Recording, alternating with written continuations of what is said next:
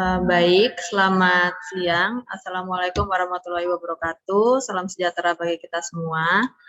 Selamat siang kepada para pembicara, kemudian kepada peserta webinar yang hadir pada siang hari ini. Pertama-tama, marilah kita mengucap syukur kepada Tuhan Yang Maha Esa karena atas rahmat dan karunia-Nya kita dapat dipertemukan kembali pada webinar hari ini dengan tajuk COVID-19 Omicron Varian, What Should We Know? Kami mengucapkan banyak terima kasih kepada semua pihak yang telah mendukung kelangsungan acara pada hari ini. Acara hari ini terlaksana atas kerjasama dari Perhimpunan Dokter Paru Indonesia, kemudian Rumah Sakit Darurat COVID-19 Wisma Atlet Kemayoran, kemudian dengan RSDC WA Academy. Pada webinar hari ini, kita akan mendengarkan ahli di bidangnya yang membahas mengenai varian Omicron COVID-19 dan menjawab pertanyaan para peserta webinar mengenai bagaimana tentang COVID-19 yang varian Omicron ini, kemudian apa yang harus dilakukan. Sebelumnya, saya bacakan terlebih dahulu untuk tata tertib dari webinar pada hari ini.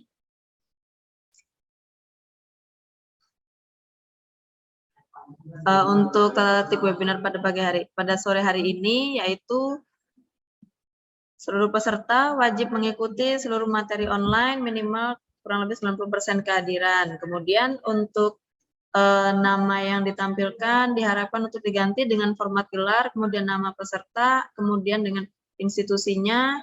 Sebagai contohnya dengan Dr. Fadel diberikan _RSDC. Lalu selama webinar berlangsung, peserta diharapkan mematikan suara selama sesi berlangsung. Untuk absensi akan dikirim di setiap akhir sesi. Lalu kemudian jika ada pertanyaan, bisa diketikkan di kolom chat atau raise hand saat sesi diskusi.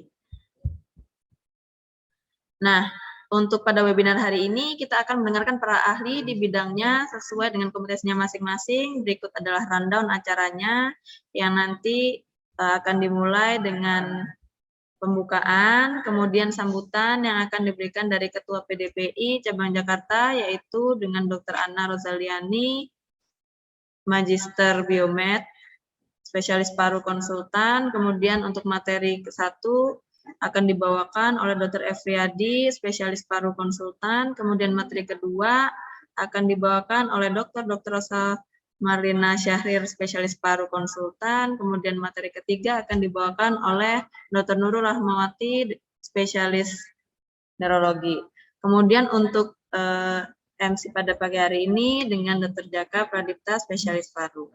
Nah, kemudian untuk membuka webinar pada hari ini, marilah kita mendengarkan terlebih dahulu sambutan dari Kepala Perhimpunan Dokter Paru Indonesia Cabang Jakarta, yaitu dengan Dr. Anna Rozaliani, Magister Biomed, Spesialis Paru Konsultan.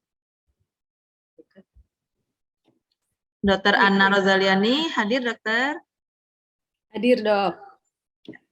Baik, berikut saya alihkan ke Dr. Anna. Terima kasih dokter. Baik, terima kasih. Kita sangat bersyukur ya siang ini dibuka acaranya oleh MC yang sangat cantik, teman-teman yang juga tetap bersemangat, dan untuk membuka acara ini saya mengucapkan Assalamualaikum warahmatullahi wabarakatuh. Selamat siang, salam sehat untuk kita semua, dan tentu saja di awal tahun baru 2022 ini, marilah kita panjatkan puji syukur kehadirat Yang Maha Kuasa atas nikmat sehat, nikmat lain yang tidak terkira kepada kita semua, dan harapan kita tentu saja semoga tahun ini lebih baik dibandingkan dengan tahun sebelumnya, dan mudah-mudahan kita dapat memulai hari pertama di tahun baru 2022 ini dengan semangat baru, harapan yang tetap tetap berkobar, dan tentu saja ini adalah hari yang istimewa karena di saat orang-orang sedang menikmati liburan, tapi kita masih mencoba untuk terus beraktivitas dan melakukan kegiatan yang produktif. Untuk itu, saya mengucapkan terima kasih dan penghargaan yang tinggi kepada panitia yang tentu saja telah menggagas kegiatan ini, meskipun sebetulnya sudah direncanakan dari beberapa waktu yang lalu, tetapi kita mencari waktu yang sesuai, akhirnya ditentukan hari ini. Dan untuk itu saya mengucapkan terima kasih kepada teman-teman dari PDPI Jakarta yang telah mempersiapkan acara ini dalam waktu yang tidak terlalu lama. Kemudian teman-teman dari tim RSDC WA Academy, dan tentu saja dengan para pimpinan yang juga telah mendukung kegiatan ini terselenggara dengan sesuai dengan apa yang kita harapkan. Kemudian saya juga ingin mengucapkan terima kasih kepada para narasumber yang sangat luar biasa siang ini. Ada Dr. Rosa Marlina, kemudian ada Dr. Efriyadi Ismail, spesialis paru, ada Dr. Nurul, dan tentu saja ada moderator kita yang sudah sangat terkenal di dunia maya ya, Dr. Jaka Pradipta. Mudah-mudahan ini menjadi sebuah kegiatan yang mengawali langkah kita dengan semangat baru. Dan tentu saja saya juga ingin mengucapkan terima kasih dan penghargaan yang setinggi-tingginya kepada para pahlawan yang tidak pernah berhenti bekerja tanpa pamrih, tim medis dan tenaga kesehatan, serta teman-teman support di RSDC Wisma Atlet. Sejak awal berdiri, tentu saja ada Dr. Arif Riyadi, spesialis paru, kemudian ada Dr. Satria Pratama, Dr. Ucok, spesialis paru yang mewakili tim medis PDPI, dan teman-teman dari dokter spesialis paru yang menjadi bagian garda terdepan di sini. Kemudian juga teman-teman dari spesialis lain yang juga sangat kolaboratif ya, ada Dr. Irfan, spesialis anestesi, Dr. Helmi, Dr. Nurul, dan teman-teman lain yang tidak dapat saya sebutkan satu persatu. Tentu saja para pimpinan dari RSDC, Kapus, kemudian dari ID, dan tentu saja juga ini juga menjadi tempat yang baik untuk kita sharing ya, tentang perjalanan panjang dan perjuangan panjang kita sejak awal RSDC berdiri mungkin hampir 1,5 tahun lebih ya, hingga saat ini, dan ini menjadi bukti pengabdian kita terhadap kemanusiaan, khususnya masyarakat Indonesia. Bapak dan Ibu sekalian, teman-teman sejawat, pasang surut pandemi telah membuat kita belajar makna kolaborasi, dan mudah-mudahan ini memperkokoh makna kesejawatan sehingga tidak ada lagi kegalauan ketika situasinya memang masih tidak jelas ya, masa depannya apakah akan selesai di tahun 2022 atau tidak. Dan acara ini juga menjadi pencerah wawasan kita bahwa varian Omikron sebetulnya merupakan keniscayaan yang telah kita prediksi. Karena secara natural, virus ini merupakan makhluk Tuhan yang sangat cerdas, bermutasi dengan segala perangkat molekularnya, dan kita nanti akan mendengar dari para pakar bagaimana pengetahuan yang harus kita siapkan dan upaya menghadapinya. Kemudian kita juga berharap semoga acara ini menjadi pencerahan yang makin menguatkan komitmen kita untuk tetap bersetia menjadi garda terdepan, dan tentu saja kita tidak boleh melonggarkan ya disiplin yang selama ini kita sudah jaga dengan baik. Terima kasih kepada seluruh pihak dan masyarakat yang juga tetap setia menjaga protokol kesehatan. Last but not least, Ibu dan Bapak peserta webinar siang ini yang telah meluangkan waktu dan berdedikasi untuk membagi waktu liburnya bersama keluarga sambil mendengarkan acara ini. Semoga Allah Subhanahu wa Ta'ala, Tuhan yang Maha Kuasa, senantiasa melindungi kita semua, dan kita dapat melalui pandemi ini dengan sebaik-baiknya dan dengan selamat serta berhasil dengan baik. Tetap jaga protokol kesehatan, salam sehat dan tetap semangat. Dari kami, terima kasih atas perhatiannya. Atas nama PDPI Jakarta, kami mengucapkan selamat menikmati webinar. mudah-mudahan ini menjadi kegiatan yang bermanfaat untuk kita semua. Terima kasih. Assalamualaikum warahmatullahi wabarakatuh. Baik, terima kasih dokter atas sambutannya. Baik, marilah kita melangkah ke agenda kita yang berikutnya yang akan dipimpin oleh moderator kita, yaitu dengan Dr. Jaka Pradipta, spesialis paru.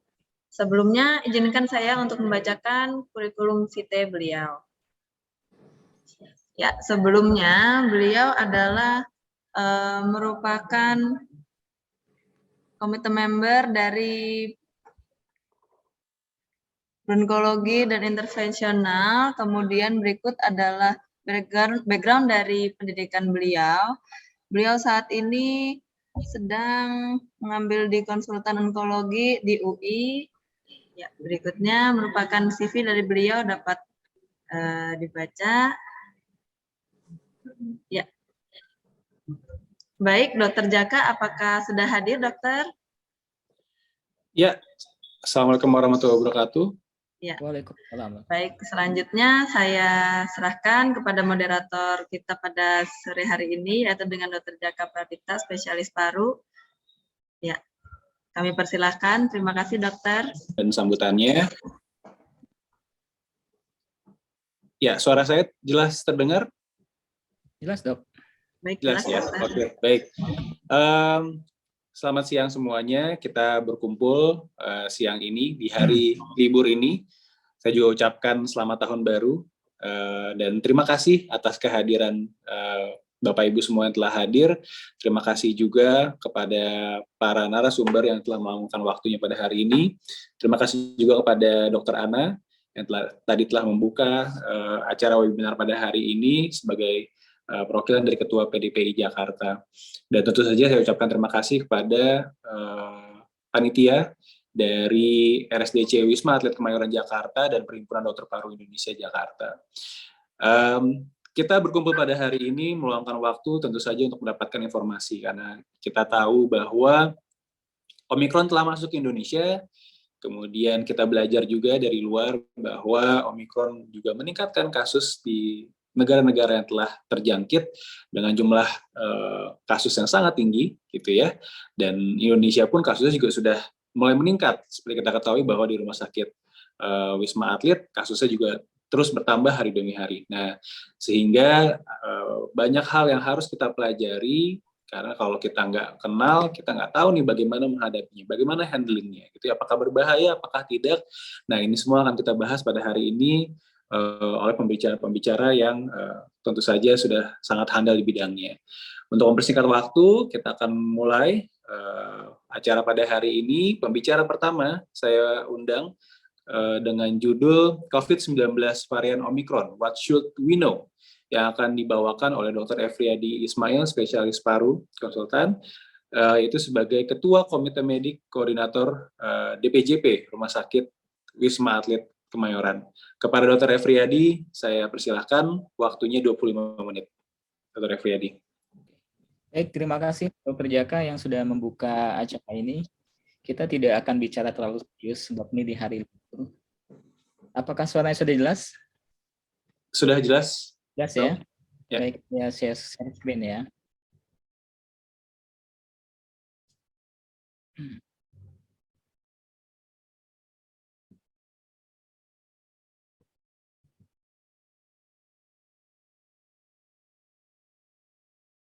Ya, baik, kita akan bicara tentang COVID-19 varian Omicron ini. Jadi apa yang harus kita lakukan dan apa yang harus kita ketahui. Baik, ini data saya dan belum bisa dilihat bahwa saya sekarang sebagai Ketua Komite Medik di Rumah Sakit Darurat COVID-19 Wisma Atlet Kemayoran dan sekaligus sebagai dokter paru di Rumah Sakit Persahabatan Jakarta. Nah, sebagai pendahuluan, kita ketahui bahwa pandemi ini belum selesai. Sebab semakin banyak varian baru mengintai, sehingga perkembangan penyakit ini sangat dinamis. Ada mutasi virus, kemudian setelah itu ada muncul long COVID, kemudian ada positif persisten, bahkan ada kasus reinfeksi, dan juga vaksinasi yang belum mencakup hampir sebagian keluarga kita. Dan pengobatannya sendiri pun sebetulnya masih empirik karena belum ada obat yang definitif.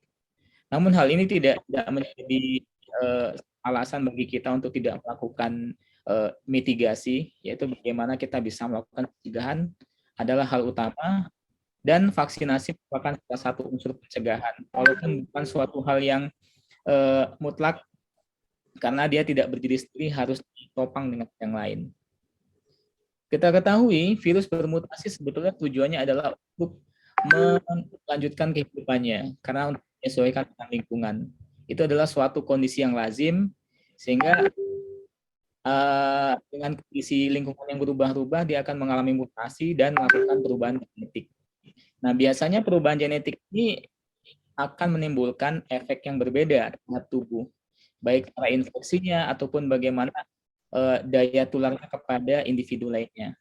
Nah, sehingga diharapkan dengan melakukan mutasi ini, tentunya dia akan membuat sistem imun hostnya akan susah untuk melindungi tubuh dari serangan virus tersebut, dan bagaimana virus tadi bisa berkembang biak dengan cepat.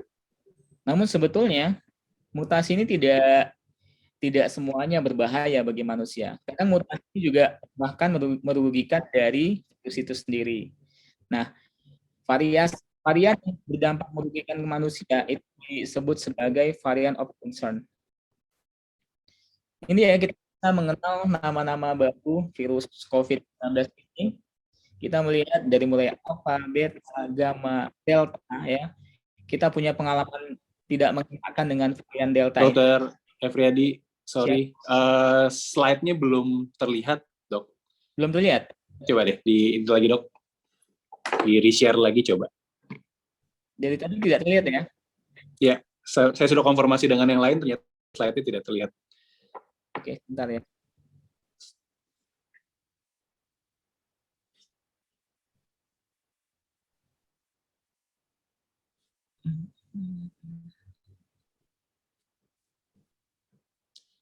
Oke, good.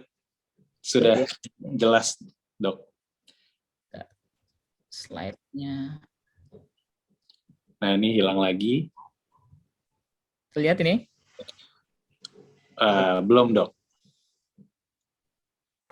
Kita bisa di-share ke panitia, kami bantu share screen jika memang tidak bisa. Tadi bisa kok di awal ya. Sebentar ya. Nggak apa-apa sih, lihat Dr. Efriadi. Nah, oke. Ya. Wallpaper terlihat, Dok. Tinggal slide-nya aja nih. Slide-nya saja. Iya.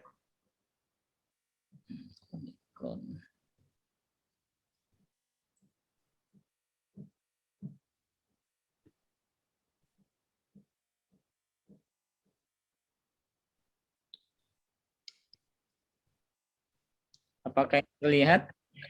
Oke, coba di full, Dok. Sorry ya. Nah, sip, Dok. Baik. Sudah terlihat. Silahkan, Dok. Ya, ini judulnya ya, saya ulang lagi aja ya, santai aja. Jadi bagaimana kita menghadapi Omikron yang baru muncul, apakah kita harus panik atau bagaimana?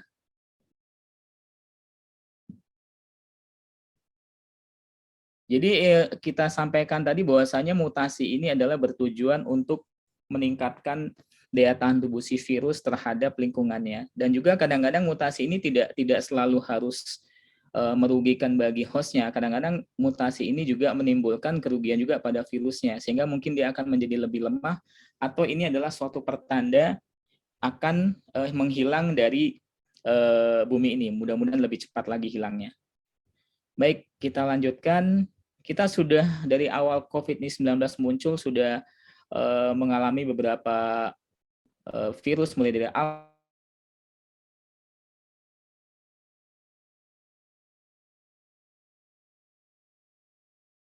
sekarang sudah muncul varian Omikron. Tentunya Delta ini pada periode setelah pasca Lebaran kemarin sampai bulan Juli sampai Agustus merupakan suatu hal yang luar biasa, sebab kita banyak mendapatkan pasien, selain pasien yang datang dengan gejala ringan, tentunya juga banyak pasien yang datang dengan gejala perburukan. Sampai di sana kita mengalami krisis oksigen, kemudian krisis ruang rawat, krisis ICU, sehingga banyak korban yang berjatuhan. Bahkan teman sejawat kita juga banyak yang berjatuhan karena COVID-19 ini. Nah, belakangan setelah selesai varian Delta ini, walaupun masih ada satu-satu muncul kasus, tiba-tiba di bulan November itu dikabarkan muncul varian baru yang dinamakan sebagai Omicron. Apakah varian baru ini adalah suatu varian yang lebih kuat daripada Delta? Apakah suatu varian yang lebih menular daripada Delta? Kita akan ulas saja sebetulnya. Jadi pertama kali dikenalkan di Afrika Selatan, ya. Varian ini dilaporkan pada tanggal 24 November. Kemudian di beberapa minggu terakhir ternyata bagian dasar GS itu menunjukkan adalah sebagai varian Omicron. Kemudian melebar lagi ke Botswana, kemudian sampai akhir tahun ini sudah tercatat hampir lebih dari 100 negara itu yang mengalami varian Omicron ini, di mana terdapat ini 278.000 kasus dan 52 kematian. Ini data 29 Desember kemarin. Nah, lalu kenapa varian Omicron ini disebut sebagai variant of concern? Sebab ada beberapa kriteria. Jadi diduga ini bisa menyebabkan suatu penyakit dengan gejala berat. Walaupun pada laporannya belum ada yang menemukan sampai sejauh ini yang lebih mengungguli grad gejala lebih tinggi daripada Delta. Dan kemudian ternyata memang transmisi atau penularannya terjadi secara cepat.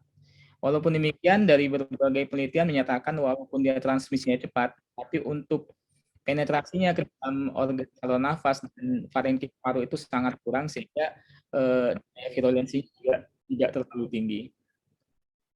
Kemudian, nah ternyata dia dikatakan mampu hindar dari respon imun yang dihasilkan vaksinasi. Nanti kan malah jadi timbul pertanyaan, bergunakah vaksin bagi kita, gitu kan? Nah ini dia, ini transmisinya ternyata kalau kita lihat dari gelombang pertama, kemudian dari gelombang 2, 3, dan 4, itu Omicron lebih cepat dibandingkan dengan kakak-kakaknya yang terdahulu. Tapi apakah lantas ini menjadi suatu hal yang menakutkan terkait dengan, kita belum tahu apakah kasusnya apabila mengenai pada pasien-pasien dengan komorbid bisa menimbulkan gejala lebih berat dibandingkan dengan varian Delta sebelumnya. Ini ya kasus yang pertama itu di Afrika Selatan. Jadi kita lihat di situ datanya, dan per 30 sudah lebih 100 negara, dan tercatat malangnya kasus pertama itu ada di Wisma Atlet. Nah ini yang jadi pertanyaan kemarin, kenapa kasus ini bisa terjadi di Wisma Atlet yang sebagai tempat isolasi untuk barometer penanganan COVID nasional. Kemudian kasus ini kan selain di Afrika, dia mengalami perluasan di Eropa. Nah, di Eropa sendiri, Dr. Hans Kluge itu sebagai Direktur WHO di Eropa menganalisis bahwa penyebab lonjakan kasus itu ternyata hanya sekitar 48% penduduk yang menggunakan masker di dalam ruangan. Artinya mungkin sudah hampir 2 tahun, sudah menjalankan prokes, kemudian mengalami sudah cuek, kemudian peraturan longgar, sehingga angka pemakaian masker dalam ruangan sangat rendah. Dan kemudian yang kedua tentunya vaksinasi masih belum merata, gitu kan. Walaupun vaksinasi di negara kita sudah hampir hampir lebih dari 70%, namun ada beberapa daerah yang belum merata sama sekali. Nah, maka dari itu diperlukan juga bagaimana booster vaksin dan bagaimana meningkatkan ventilasi dan memperbarui protokol tata laksana COVID-19 ini. Dan sebetulnya vaksin dan protokol kesehatan adalah kunci utama, jadi tidak dapat berdiri sendiri, harus bekerjasama. Nah, kemudian kita sedikit kembali ke belakang pada saat pertama kali kita menemukan kasus Omicron di Wisma Atlet. Jadi, pada saat itu kita mendeteksi ada pasien yang dirawat di Wisma Atlet. Jadi kebetulan dia ini adalah tim dari Jackpro, ya, petugas kebersihan. Kemudian sampel diambil tanggal 18 dan baru diketahui positif pada tanggal 10. Kemudian dicek WGS, ada curiga di pemeriksaannya ada gen yang tidak ditemukan. Namun dalam kondisi ini pasien yang kita pantau ini yang terdeteksi sebagai kasus Omikron yang pertama dalam kondisi asimptomatik dan sudah negatif dan sekarang sudah kita pulang. Nah, ini menjadi titik balik kenapa kemarin di Wisma Atlet itu lakukan lockdown selama minggu. Nah, ini juga cukup luar biasa sekali ya sampai di lockdown.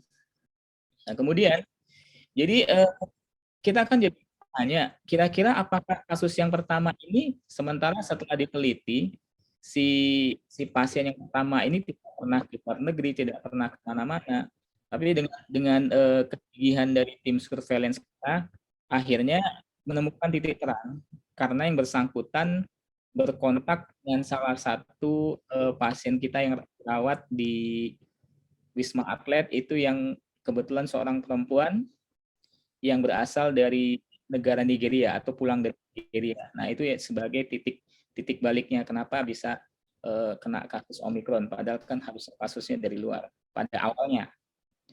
Nah, ini dia, ini adalah pemeriksaannya. Jadi dari hasil PCR biasanya akan yang khasnya itu dilaporkan ada delesi pada gen S di protein spike-nya. Jadi melakukan PCR dengan thermovisor, kemudian ini bisa digunakan sebagai screening terduga infeksi varian Omicron.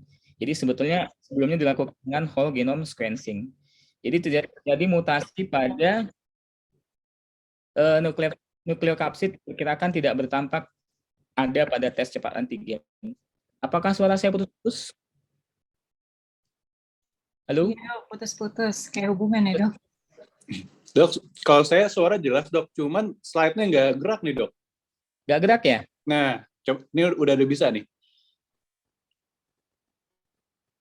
Terakhir yang di grafik. Ya, sudah bisa, Dok. Sudah bisa ya? Sudah bisa. Silakan, Dok. Baik. Ini kelihatan? Ya, sudah terlihat. Jelas. Ya, jadi ini adalah karakteristik dari varian Omicron. Jadi berdasarkan laporan ada 43 kasus di Amerika dari 1 sampai 8 Desember. Gejala awal ternyata dari 43 itu terdapat 37 pasien yang simptomatik. Dan kemudian ada gejala batuk, lemah, hidung sumbat atau rhinore, demam, mual muntah. Sementara anosmia dan agesia ini tidak terlalu dominan dibanding dengan kasus Omicron ini. Sebentar, saya ganti jaringan dulu sebentar ya.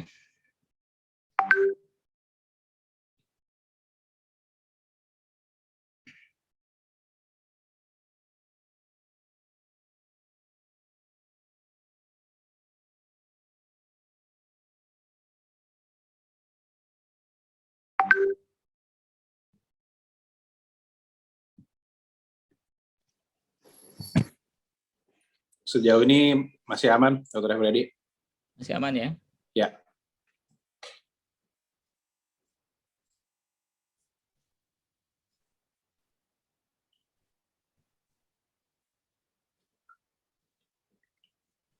Apakah terlihat, Dr. Jaka?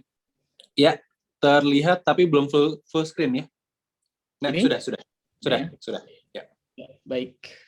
Jadi sebetulnya dari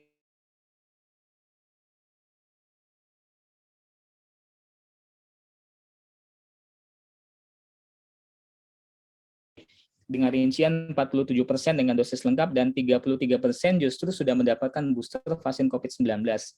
Jadi yang digunakan di Amerika adalah yang Moderna, Pfizer, dan Johnson. Jadi apakah yang menjadi titik balik kenapa Omicron ini kita harus waspadai? Sementara seperti kita ketahui, kita sudah pernah menghadapi varian Delta yang jauh lebih dahsyat. Tapi kan kita belum tahu bagaimana Omicron ini sebenarnya karena baru muncul. Jadi dianggap ini pada awalnya tingkat penularannya setidaknya sama atau dapat lebih tinggi dengan varian yang sedang bersirkulasi. Jadi ada kemungkinan daya tularnya ini jauh lebih tinggi dibanding dengan varian-varian sebelumnya. Kemudian bagaimana dengan aspek keparahan penyakitnya? Nah, ini belum ada data resmi. Dan kemudian bagaimana dengan imunitasnya? Jadi di analisis ternyata ada penurunan perlindungan dari infeksi sebelumnya, termasuk infeksi Delta yang baru, kemudian ternyata banyak mutasi yang melemahkan dari berbagai sisi imunitas, baik yang sudah divaksin, apalagi yang belum divaksin. Nah, kemudian ternyata dari berbagai laporan kasus, baik dari Israel, Korea Selatan, dan Jepang, penderita infeksi Omikron ternyata sudah mendapatkan vaksin lengkap dan sebagian besar justru sudah mendapatkan booster. Nah, kemudian jadi dengan adanya kondisi seperti ini, ternyata dari segi terapi berdasarkan modeling strukturalnya ada kemungkinan terjadi penurunan ikatan antibodi monoklonal.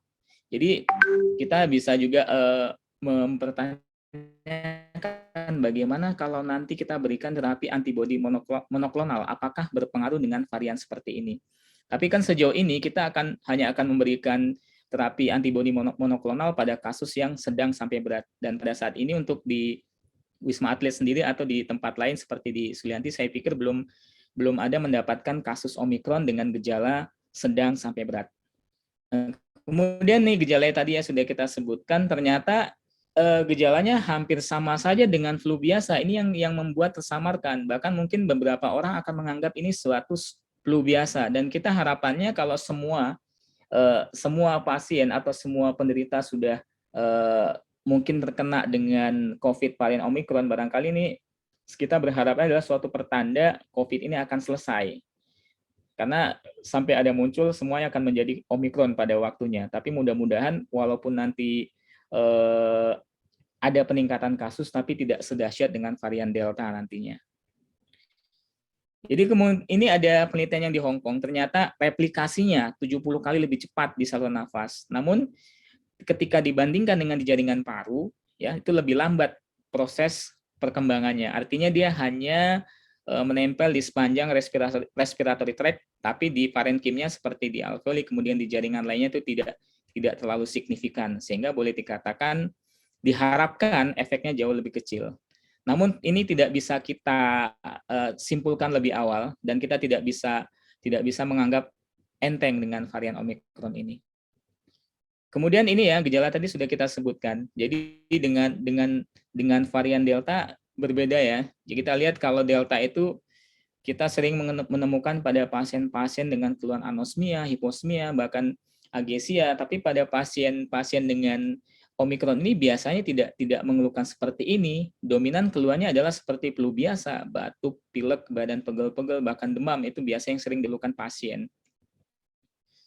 Nah ini dia, tapi kita harus mengingat, walaupun Omikron ini dikatakan daya fatalnya jauh lebih kecil dibanding varian sebelumnya, kita harus ingat ternyata ada beberapa kondisi khusus pada orang-orang tertentu yang tentunya jika kena COVID-19 varian apapun bisa berakibat fatal. Kita lihat pada usia di atas 60 tahun, kemudian komorbid hipertensi, jantung, obes, DM, perokok, penyakit paru kronik, dan lain-lain ini justru akan ditakutkan mendapatkan infeksi COVID-19 derajat sedang sampai berat atau bahkan yang mengancam jiwa.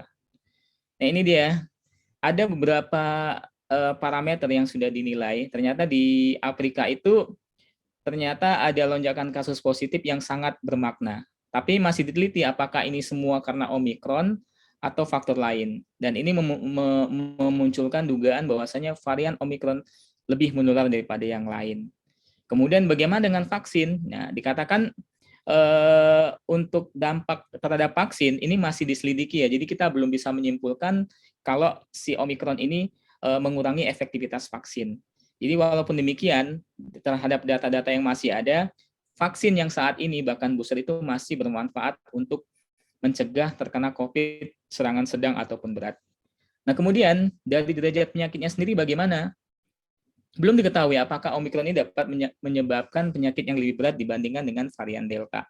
Nah kemudian memang data awalnya tingginya angka rawat inap, tapi pasien itu sendiri mungkin gejalanya hanya ringan saja.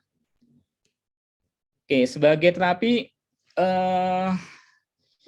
hampir sama saja sebetulnya dengan terapi-terapi yang COVID sebelumnya, karena belum ada perubahan baik dari guideline yang internasional maupun nasional, tapi dikatakan untuk kasus-kasus yang derajat sedang sampai berat itu kortikosteroid dan anti-interleukin 6 itu masih efektif.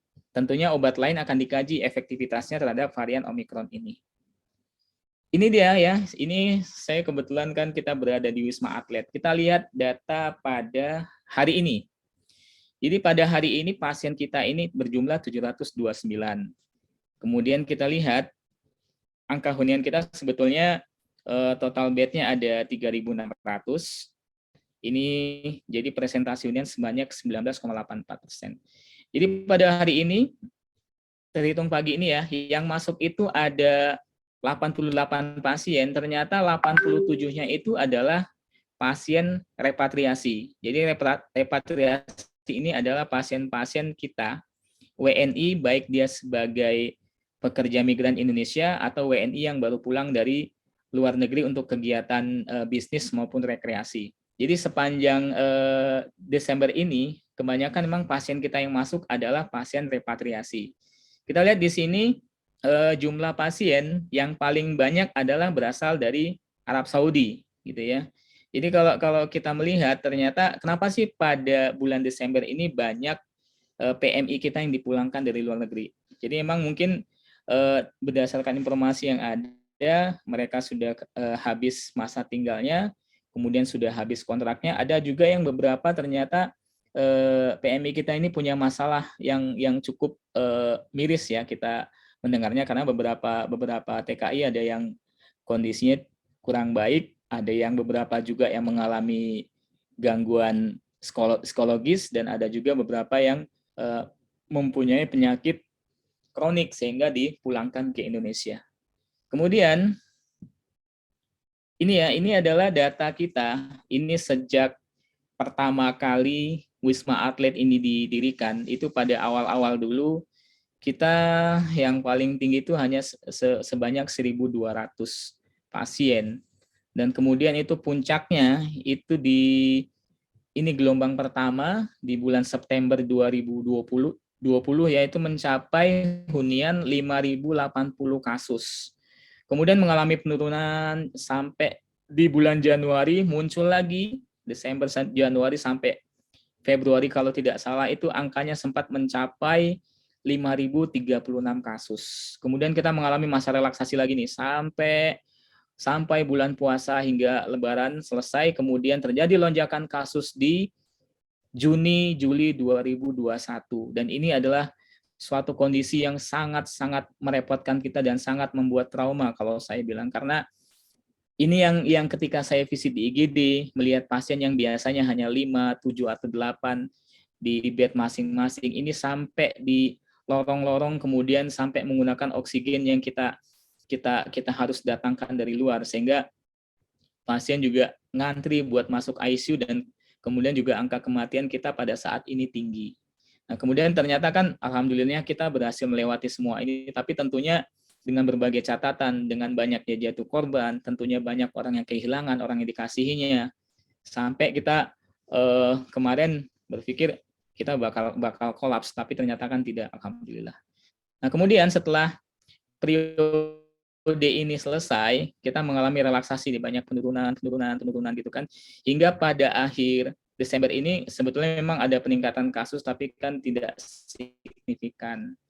Harapan kita sih, kalaupun sejelek-jeleknya ada peningkatan kasus, tidak akan membuat angka kematian setinggi di kasus di bulan Juni ini, insya Allah. Nah, kita lihat ini adalah data Omikron yang ada di Rumah Sakit Wisma Atlet ini per 1 Januari. Ini data yang baru saya dapatkan dari tim surveillance ya.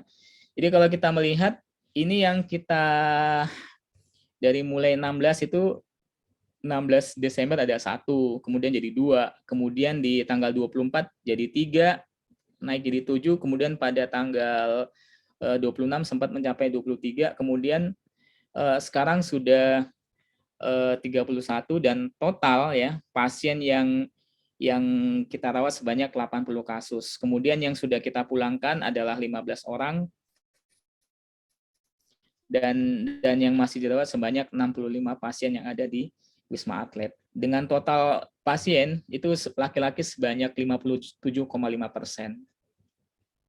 Jadi apa gejala yang muncul? Nah, dari sini kita bisa melihat dari beberapa pasien yang kita rawat ini, ternyata yang paling banyak dikeluhkan adalah demam, kemudian batuk, sakit tenggorokan, pilek, hidung tersumbat, sakit kepala, malese, dan agesia itu hanya 1 orang yang mengeluhkan. Sementara anosmia tidak ada yang mengeluhkan satupun. Nah, kemudian yang komorbid yang paling banyak adalah hipertensi, yang kedua adalah diabetes mellitus. Nah, kemudian kita lihat ternyata pasien yang Omikron yang kita rawat itu terbanyak dari Turki. Ya, itu di Turki yang pertama ada 20 pasien, kemudian dari Arab Saudi, dari US ya, sementara yang dari Afrika sendiri justru sedikit. Mungkin kita kenanya sudah varian Omikron yang sudah berjalan di negara Eropa. Nah, kita lihat ternyata dari 49 kasus Omikron yang dirawat di Rumah Sakit Darurat Wisma Atlet itu 73,8% sudah divaksinasi lengkap dengan jenis vaksin terbanyak adalah Sinovac. Ini yang kita lihat Sinovac, kemudian nomor 2 Astra. Jadi inilah angka-angka yang kita dapatkan sampai hari ini. Nah, lalu bagaimana upaya kita dalam menghadapi Omikron ini? Jadi sebetulnya kita jangan sampai gagap seolah-olah kita tidak pernah mendapatkan, tidak pernah mengalami peningkatan kasus, tapi tidak lantas membuat kita lantas jumawa atau sombong bahwasanya kita bisa melewati semua ini. Artinya tetap waspada. Lalu bagaimana dengan rekomendasi WHO? Kita melihat ya, tentunya ini ya, penguatan di surveillance-nya. Jadi kalau kita sekedar menemukan, tapi kita tidak melakukan pelacakan kemudian pemeriksaan, tentunya kasusnya akan semakin meningkat dengan drastis. Dan tentunya ini harus diimbangi dengan bagaimana kita memiliki laboratorium yang mumpuni, kemudian bagaimana kita juga menggencarkan vaksinasi, dan tentunya ini kita pemerintah ya, jadi membuat peraturan bagaimana perjalanan internasional yang berdasarkan risiko. Kemudian prokesnya, kemudian bagaimana persiapan sistem layanan kesehatan, dan tentunya melakukan karantina yang terpusat. Nah, jadi yang melakukan karantina terpusat ini sebetulnya adalah suatu hal yang mutlak kita lakukan. Tentunya tidak boleh pandang bulu. Artinya, siapapun yang sudah menjalankan perjalanan di luar negeri, dia sepulang ke Indonesia harus dikarantina. Tidak ada istilahnya dispensasi. Karena kita ketahui COVID kan sebetulnya itu yang dibawa oleh dari luar, dari waktu awal-awal munculnya itu. Nah, bagaimana pencegahannya? Jadi tetap pencegahannya sama seperti yang kemarin, yaitu bagaimana kita menggunakan masker dengan baik dan benar, kemudian menjaga jarak fisik, kemudian ventilasi di ruang terbuka, ya. Kemudian apa lagi? Hindari kerumunan, kemudian cuci tangan, dan tentunya vaksinasi yang perlu kita gencarkan lagi. Slide-nya masih terlihat, Dr. Jaka? Halo? Masih, Dok, aman. Oke. Jadi kemudian pemerintah dalam hal ini Kementerian Kesehatan melakukan gerakan cepat. Jadi awalnya kan karantina itu hanya 7 hari, ya, kemudian ditingkatkan menjadi 10 hari.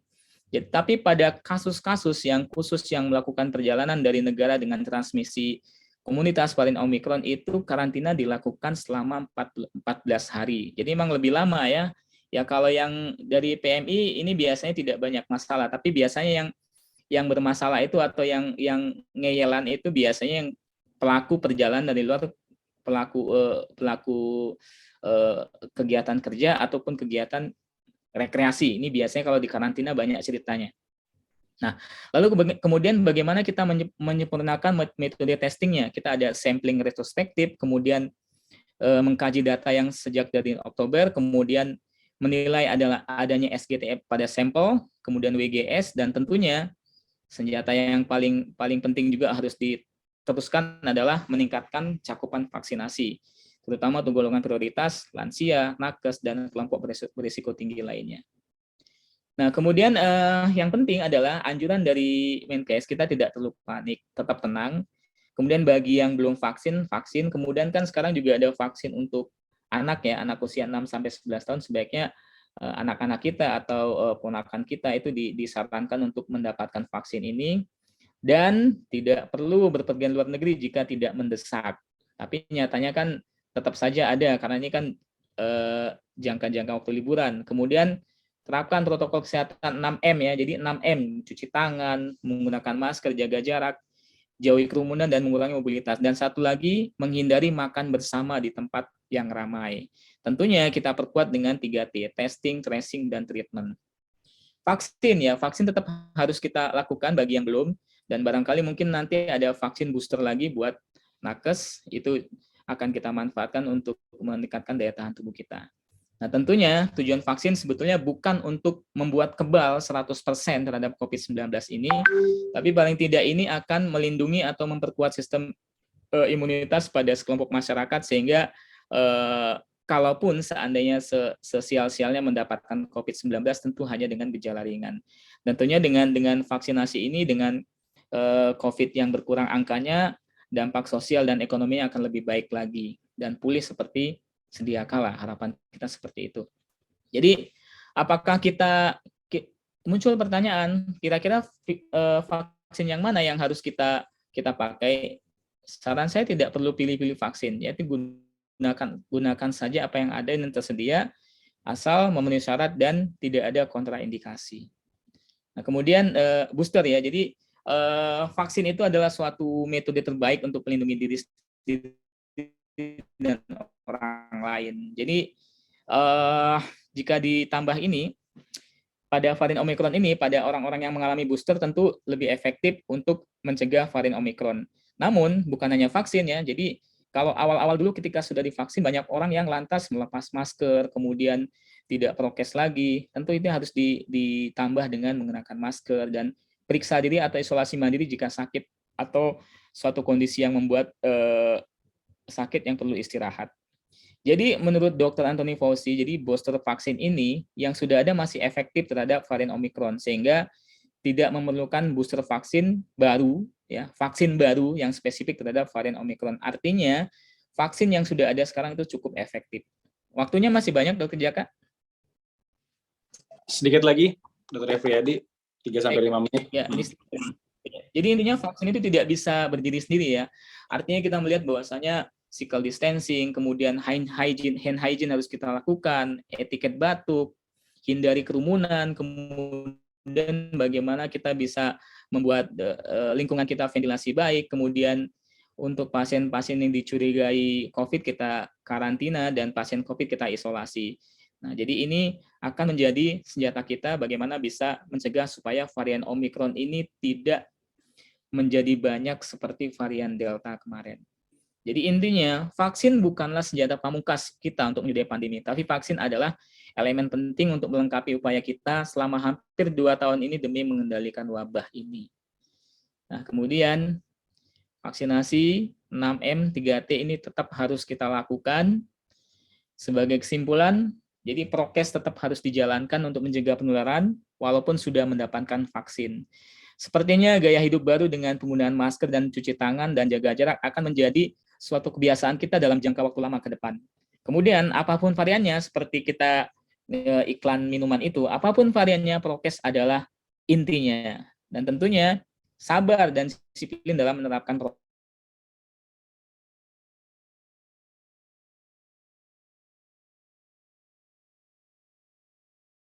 Orangnya gitu, karena tentu di lapangan ini akan muncul hal-hal yang di luar dugaan kita yang membuat kita kadang-kadang dongkol dan marah karena di karantina malah galak gitu ya. Nah, baik, terima kasih. Ini sekian dari saya. Assalamualaikum warahmatullahi wabarakatuh. Waalaikumsalam warahmatullahi wabarakatuh. Terima kasih Dr. Efriadi, penjelasan yang sangat lengkap, sangat jelas bahwa Omicron telah masuk. Banyak sekali juga yang dirawat di Rumah Sakit Wisma Atlet. Tadi Dr. Efriadi juga telah memaparkan data-datanya, dan sejauh ini masih sama ya dok, dengan data-data dari luar ya, bahwa memang cenderung gejalanya lebih ringan, namun kita tetap harus menunggu data dan nggak boleh jumawa, prokes harus tetap jalan, dan kita lihat perkembangan-perkembangan berikutnya. Baik, terima kasih. Kita lanjut ke pembicara kedua. Saya undang kepada Dr. Rosa Marlina Syahrir, spesialis paru konsultan FAPSR, yang akan membawakan topik dengan judul pengalaman upaya mitigasi COVID-19 varian Delta. Dr. Rosa Marlina merupakan KSM Paru di RSPI Sulianti Saroso, dan pada hari ini akan membagikan pengalaman. Kalau tadi Dr. Efriadi menjelaskan mengenai data-data di Rumah Sakit Wisma Atlet Kemayoran, Dr. Rosa akan menjelaskan di Sulianti Saroso. Baik, kami persilakan pada Dr. Rosa, waktu 25 menit.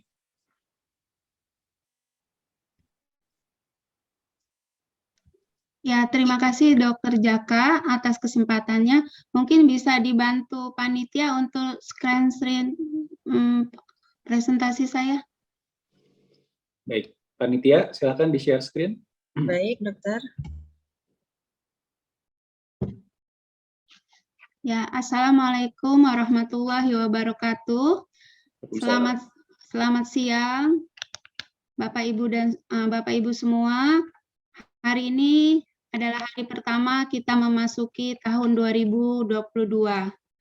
Kita bersama berdoa semoga di tahun 2022 ini pandemi COVID akan segera berakhir.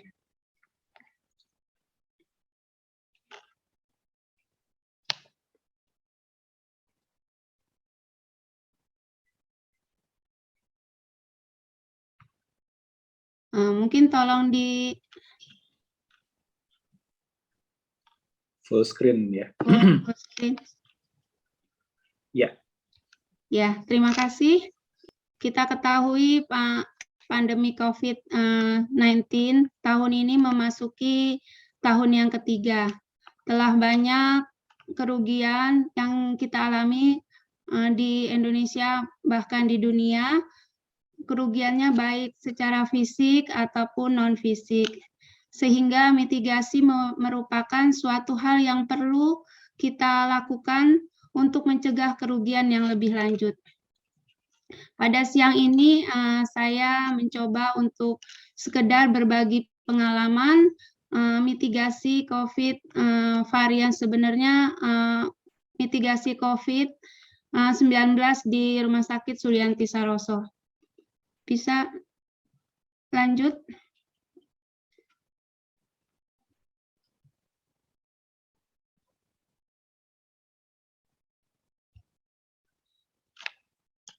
Ya, kalau dari pengertiannya, menurut pasal 1 ayat 6 Peraturan Pemerintah Nomor 21 Tahun 2008, mitigasi adalah serangkaian upaya yang dilakukan untuk mengurangi resiko bencana, baik lewat pembangunan fisik atau penyadaran, serta peningkatan kemampuan dalam menghadapi ancaman bencana. Dokter Jaka, gimana suara saya terdengar atau?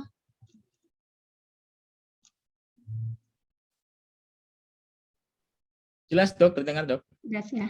Baik, saya lanjutkan. Kalau sedangkan menurut Public Safety Kanada, mitigasi itu adalah tindakan mitigasi bencana merupakan tindakan yang dilakukan untuk menghilangkan atau mengurangi dampak serta resiko bahaya lewat tindakan proaktif yang diambil sebelum bencana terjadi. Jadi dari pengertian ini memang mitigasi diperlukan sebelum bencana yang lebih lanjut akan terjadi. Nah, untuk kenapa mitigasi ini diperlukan? Kalau tujuan mitigasi menurut Sigit Sabto dalam buku Hukum Mitigasi Bencana di Indonesia, tujuan utamanya adalah mengurangi resiko cedera dan kematian masyarakat atau timbulnya korban jiwa. Sedangkan tujuan sekundernya untuk mengurangi kerusakan dan kerugian ekonomi termasuk infrastruktur yang mungkin dapat ditimbulkan. Nah, ini mungkin sedikit mitigasi yang dilakukan atau yang dilaksanakan di Rumah Sakit Sulianti Saroso. Mitigasi di Sulianti Saroso itu kami sebagai rumah sakit pertama di Indonesia yang melakukan perawatan pasien COVID-19.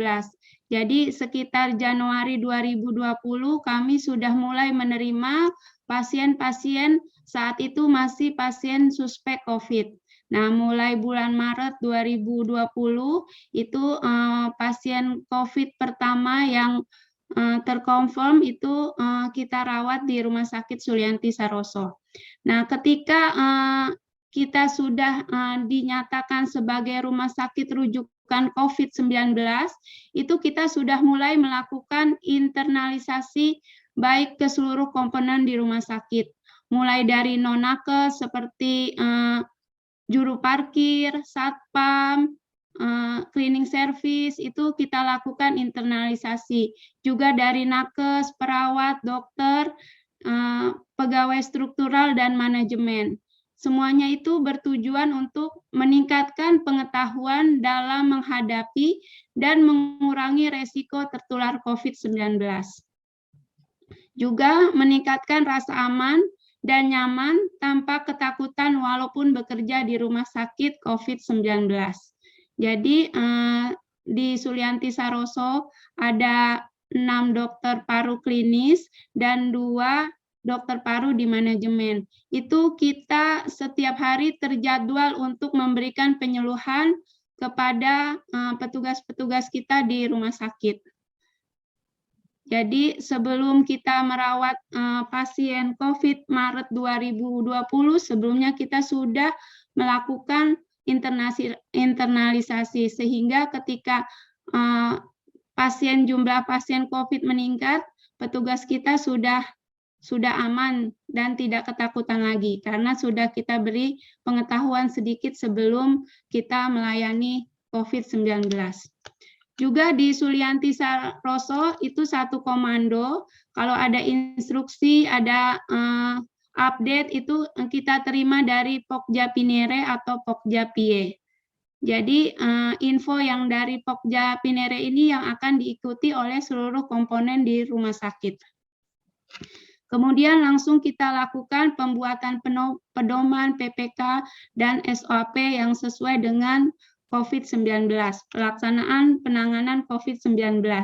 Juga di Rumah Sakit Sulianti dilakukan rapat koordinasi yang rutin dilakukan Senin dan Kamis yang dipimpin oleh Direktur.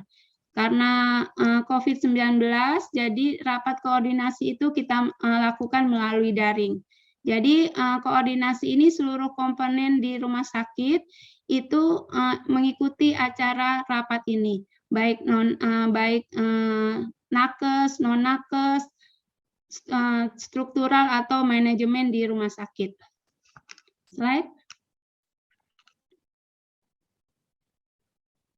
Slide. Nah, untuk pelaksanaan mitigasi di Sulianti Saroso itu secara garis besar kita melakukan 3 mitigasi penting, yaitu mitigasi peningkatan kasus, mitigasi beratnya kasus, juga mitigasi penurunan angka kematian yang akan kita bicarakan pada siang ini. Yang pertama adalah mitigasi peningkatan kasus. Itu kita lakukan mitigasi yang pertama sarana, bagaimana kita melakukan perluasan ruang rawat sesuai dengan peningkatan jumlah kasus pasien. Seperti ICU kita sebelum kita COVID-19, ICU kita hanya 4 tempat tidur, tapi setelah COVID-19 ini diperluas menjadi 16 tempat tidur. Juga ruang isolasi kita sebelumnya hanya 1 ruang isolasi dengan 11 kamar. Setelah menjadi rumah sakit COVID, kita seluruh rumah sakit kita menjadi ruang isolasi COVID-19. Juga kita siapkan ketersediaan listrik, air, pengolahan limbah, dan laundry di rumah sakit. Itu dari sarananya. Sedangkan dari prasarana, kita juga menyiapkan alat kesehatan seperti infus pump, syring pump, oksigen, Optiflow, ventilator, monitor, dan lain-lain. Sesuai yang dibutuhkan dalam penanganan pasien COVID-19. Juga tidak kalah pentingnya kita siapkan bahan habis pakai seperti obat-obatan, alat pelindung diri, regen, dan bahan dekontaminasi. Kemudian lanjut.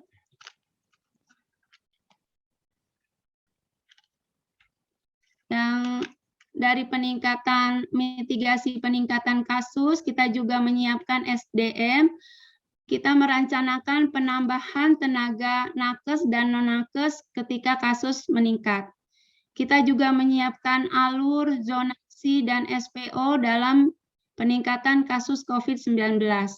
Juga seperti kita ketahui, COVID-19 ini kita tidak bisa bekerja sendiri. Jadi kita tetap bekerja sama dengan rumah sakit rujukan, baik di sekitar Jakarta Utara atau di luar Jakarta Utara. Juga kita melakukan kerjasama lintas sektor ke Dinas Kesehatan, ke Sudin, bahkan ke Kementerian Kesehatan. Untuk mitigasi yang kedua itu yaitu mitigasi beratnya kasus. Yang dilakukan di Sulianti, kita melakukan deteksi dini kasus yang akan dirawat di rumah sakit. Jadi sebenarnya pada saat pasien dirujuk ke Sulianti melalui SPGDT, kita sudah memilah kira-kira pasien ini apakah perlu di ruang isolasi biasa, isolasi bertekanan negatif, ataukah perlu isolasi ICU. Jadi sebelum masuk sudah kita siapkan penempatan pasien. Jadi di Sulianti untuk alurnya ketika pasien rujukan masuk ke Sulianti itu akan diterima oleh SPGDT. Nah, SPGDT itu akan melanjutkan ke dokter jaga IGD. Kemudian dokter jaga IGD akan melanjutkan ke SPGDT paru. Jadi SPGDT paru ini yang akan menjawab apakah pasien ini kira-kira bisa dirawat di rumah sakit Sulianti atau tidak. Kemudian baru ke case manager. Gitu alurnya. Kemudian kita lakukan penentuan beratnya penyakit sesuai PPK. Itu sesuai tadi disampaikan untuk penempatan ruangan pasien. Ini juga penempatan ruangan sesuai dengan derajat penyakit pasien. Juga setiap minggu karena kasus meningkat bisa dalam 1 bulan kita melakukan pembahasan kasus sulit yang dilaksanakan di Komite Medik. Ini juga melalui daring diikuti oleh semua dokter di Rumah Sakit Sulianti Saroso. Juga kita melakukan pembahasan kasus kematian. Kita sama-sama belajar untuk menilai kendala dalam pelayanan dan perbaikan pelayanan selanjutnya. Juga karena kita tadi tetap melaksanakan prokes dalam pelaksanaan pelayanan, koordinasi yang kita lakukan di rumah sakit itu melalui WA Group. Jadi laporan rutin setiap shift itu dilakukan melalui WA Group, atau bila ada sewaktu-waktu kejadian yang umum atau pasien mengalami perburukan, itu akan dikoordinasi melalui informasi dari WA Group. Baik, lanjut. Nah, mitigasi yang ketiga itu mitigasi penurunan angka kematian. Kita lakukan deteksi dini dan intervensi segera bila pasien mempunyai penyulit dan komorbid. Biasanya kasus-kasus komorbid dan penyulit inilah yang akan membuat pasien perburukan dalam kita pelaksanaan pelayanan. Juga kita melakukan koordinasi via WA Group, laporan rutin setiap shift bila sewaktu-waktu ada kondisi perburukan pada pasien yang kita rawat. Juga kita melakukan diskusi antar spesialis untuk pembahasan masing-masing kasus yang kita anggap perlu dibicarakan. Juga kita selalu melakukan pembahasan kasus kematian. Lanjut. Sedangkan dalam bentuk pelaksanaan mitigasinya ini, kita melakukan rapat sesuai dengan kesepakatan, itu akan dihadiri oleh direksi, bidang medik, bidang penunjang, keuangan, Pokja Pinere, dan Pokja dari PPI. Sedangkan untuk pembahasan kasus itu akan dilakukan di Komite Medik, juga kita selalu melakukan monitoring dan evaluasi. Nah, ini di Sulianti Saroso juga kita melaksanakan sistem zonasi. Zonasi ini merupakan upaya pengendalian infeksi dengan melakukan penetapan area berdasarkan derajat infeksius.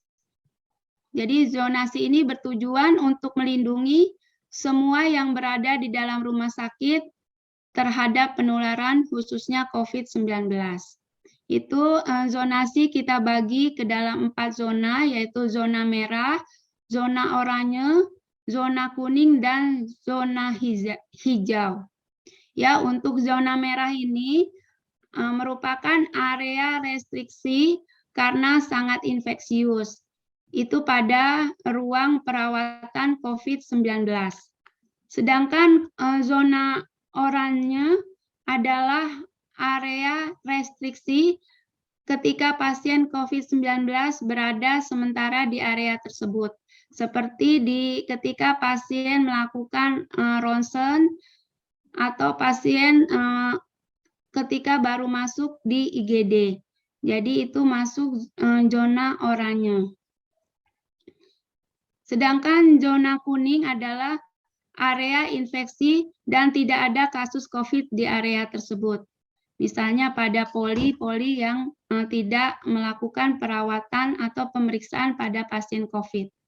Sedangkan zona hijau adalah area aman, area non-infeksi. Misalnya pada ruangan administrasi, ruangan ruangan administrasi, ruangan manajemen, dan sebagainya. Nah, APD petugas kita itu juga disesuaikan dengan zona di mana petugasnya bekerja. Misalnya, APD lengkap digunakan pada petugas yang bekerja di zona merah dengan menggunakan HUGI dan N95. Sedangkan pada petugas yang bekerja di zona hijau itu akan memakai masker bedah dan baju kerja sesuai dengan seragam yang digunakan di Rumah Sakit Sulianti Saroso. Nah, ini gambaran peta zona di Rumah Sakit Sulianti Saroso. Itu kita lihat ada zona hijaunya, zona merah, zona kuning. Itu sesuai zona nanti kita bisa nilai untuk penempatan pasien dan resiko penularan infeksi. Lanjut. Mungkin itu yang dapat saya sampaikan untuk mitigasi di Rumah Sakit Sulianti Saroso. Saya ucapkan terima kasih atas perhatiannya. Assalamualaikum warahmatullahi wabarakatuh. Waalaikumsalam warahmatullahi wabarakatuh. Terima kasih Dr. Rosa atas paparannya. Jadi buat Bapak Ibu semua yang ikut pada acara hari ini, kita bisa belajar nih dari Rumah Sakit Sulianti Saroso bagaimana penanganan COVID di sana, karena memang Rumah Sakit Sulianti Saroso saat ini juga dari awal sebagai pusat rujukan dan merawat pasien COVID pertama kali. Nah, kasus sekarang yang jenis Omikron, berapa pasien dok yang dirawat di sana? Ya, pasien Omikron di kita sekitar 20 pasien, dok. 20 pasien ya, dok, ya. Dan sejauh ini gejalanya gimana tuh, dok? Cukup ringan atau gimana? Jadi seperti juga di Wisma Atlet, jadi pasien-pasien yang dirawat sekarang itu rata-rata pasien yang riwayat perjalanan ke luar negeri, dari luar negeri. Rata-rata pasiennya memang kasusnya ringan atau lebih banyak yang OTG. Yang seperti Dr. Efriadi tadi agak bawel sedikit. Karena dia tidak mau dirawat di rumah sakit. Jadi sekarang kita penanganannya adalah penanganan lebih banyak ke kasus keluhan pasien. Iya. Jadi pendekatannya berbeda ya dok ya? Iya. Oke, baik, terima kasih Dr. Rosa atas penjelasannya. Kita akan masuk ke topik terakhir. Saya akan undang kepada Dr. Nurul Rahmawati, spesialis neurologi, dengan judul Upaya Pencegahan COVID-19 Varian Omikron. Dr. Nurul saat ini bertugas sebagai koordinator PPI di RSDC Wisma Atlet Kemayoran, menyelesaikan pendidikan dokter umum di Universitas Yarsi dan melanjutkan pendidikan spesialis di Universitas Gadjah Mada, dan saat ini juga bekerja di Rumah Sakit Pusat Otak Nasional. Kepada Dr. Nurul, waktu 25 menit, saya persilahkan. Ya, terima kasih Dr. Jaka atas kesempatannya. Beliau nih, Dr. Jaka ini salah satu idola ya dok ya, di Twitter ya. Kalau bisa aja dok. Ya, terima kasih juga sama Dr. Efriadi dan juga teman-teman PDWPI yang telah memberikan saya kesempatan sehingga pada acara hari ini saya diminta untuk berbicara ya terkait tentang PPI-nya. Baik, saya akan mulai aja. Terlihat dok? Ya, terlihat jelas dok. Silakan dok. Sebentar, oke. Ya, sekarang saat saya bekerja sebagai Ketua Komite PPI di RSDC Wisma Atlet, di mana saya bersama teman-teman IPCN dan juga IPCD yang membantu saya untuk bekerja menangani pengendalian dan pencegahan infeksi di Wisma Atlet. Ya, ada beberapa hal yang sebentar saya matikan WhatsApp dulu karena cukup mengganggu suaranya.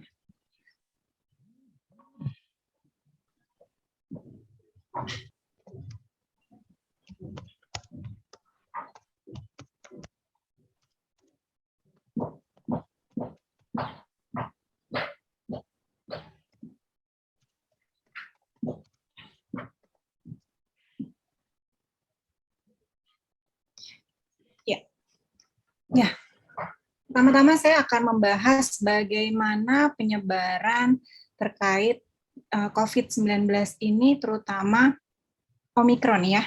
Yang pertama adalah berkumpul, di mana ketika kita berdiskusi tanpa menggunakan masker di area yang crowded, kemudian di situ ada aktivitas bernyanyi, makan bersama, atau bersin, atau batuk, kemudian disitulah terjadinya transmisi, droplet tadi akan menyebarkan ke orang-orang lain.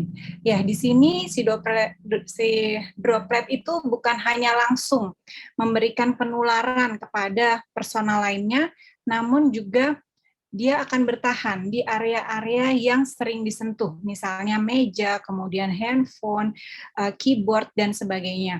Nah, ketika kita menyentuh area tersebut, maka otomatis si COVID ini sendiri, si virus itu sendiri akan ikut bersama di tangan kita. Nah, kemudian tangan kita memegang hidung, memegang area wajah atau area mata, sehingga disinilah terjadi penularan COVID-19.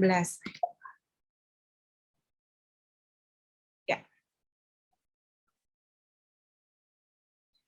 Ini merupakan possible transmission route di, ini contohnya di dokter gigi ya, ketika dokter gigi itu bekerja, kemudian menggunakan APD, nah si droplet-droplet ini tentunya kan dokter gigi ini sangat dekat ya, memeriksa pasien dengan jarak kurang dari 1 meter, anggap saja di sini terjadi aerosol, penularan secara aerosol, kemudian si droplet itu tadi akan menempel di area bajunya, kemudian atau mengkontaminasi area tempat kerjanya. Nah, di sini juga bisa menginfeksi tenaga nakes kita, khususnya gambaran ini adalah pada dokter gigi. Demikian juga halnya kepada tenaga-tenaga kesehatan yang lain. Bagaimana mereka bisa terkena? Ya, salah satunya adalah penggunaan APD, pelepasan APD yang tidak tepat. Nanti akan saya bahas satu persatu. Ya, ini kita lihat untuk penularannya secara risikonya dari mulai yang terendah hingga yang tertinggi, di mana ketika kita berlari tanpa menggunakan masker memang ini risikonya rendah menularkan virus tadi. Namun ketika kita belanja, kemudian makan bersama atau mungkin kumpul-kumpul bareng, nyanyi bersama dan sebagainya, di sini penularannya, risiko penularannya semakin tinggi. Ya, bagaimana cara kita mengurangi risiko terjadinya atau mengurangi risiko transmisi dari COVID itu sendiri? Tadi sebenarnya saya protes tuh sama Dr. Efriadi, kok bahasan saya dibahas sih sama beliau gitu ya. Nah, salah satunya adalah pemakaian masker, kemudian hindari jarak yang terlalu dekat. Di sini kita harus menjaga jarak 1-2 meter. Nah, kemudian hindari berkumpul yang di mana terlalu banyak orang dan kemudian tidak ada physical distancing-nya di antaranya. Kemudian bernyanyi bersama atau bicara bersama tanpa menggunakan masker, dan yang selanjutnya adalah ventilasi yang buruk, di mana di sini pertukaran udaranya tidak bagus. Nah, ini juga bisa menyebabkan risiko penularannya lebih tinggi. Yang terakhir adalah durasi dari aktivitasnya itu sendiri. Ya, kalau kita lihat di sini hierarki dari COVID spread control, di mana kalau kita lihat di sini ternyata APD ini ada di paling bawah. Dia mengatakan bahwa APD ini kalau dilihat dari APD, kemudian administrasi kontrol, engineering control, substitution, elimination, di mana APD ini ternyata menyebabkan risiko terpaparnya atau efektivitas untuk mengurangi transmisinya itu paling rendah. Jadi APD bukan hanya satu-satunya untuk pencegahan terjadinya transmisi COVID. Kalau kita lihat di sini, misal nanti saya akan jelaskan lebih lanjut APD yang dimaksud, bagaimana pada pasien-pasien yang memegang COVID, terutama COVID Omicron itu sendiri. Ya, di sini kita menggunakan APD, masker, face shield atau gaun, handscoon ataupun cover shoes ataupun sepatu yang tertutup, sehingga di sini tidak terjadi penularan maupun risiko baik itu COVID maupun infeksi yang lainnya juga. Ya, yang selanjutnya adalah administration control. Di sini contohnya adalah kita mengisolasi pasien-pasien yang positif. Nah, kemudian untuk engineering control contohnya seperti negative pressure room, kemudian ventilasi yang baik, dan sebagainya. Untuk substitusi, misalnya kita bisa menggunakan deterjen untuk mendisinfektan, di mana ini dilakukan pada area-area lingkungan yang terkontaminasi. Dalam hal ini adalah terkontaminasi virus COVID-19. Yang terakhir adalah eliminasi. Ini bagian yang paling penting. Jadi kita diminta untuk vaksinasi, tadi sudah disebutkan bahwa dengan vaksinasi kita bisa mengurangi gejala atau klinis pada COVID itu sendiri. Nah, yang paling penting adalah stay at home dan juga menjaga jarak di antara kita.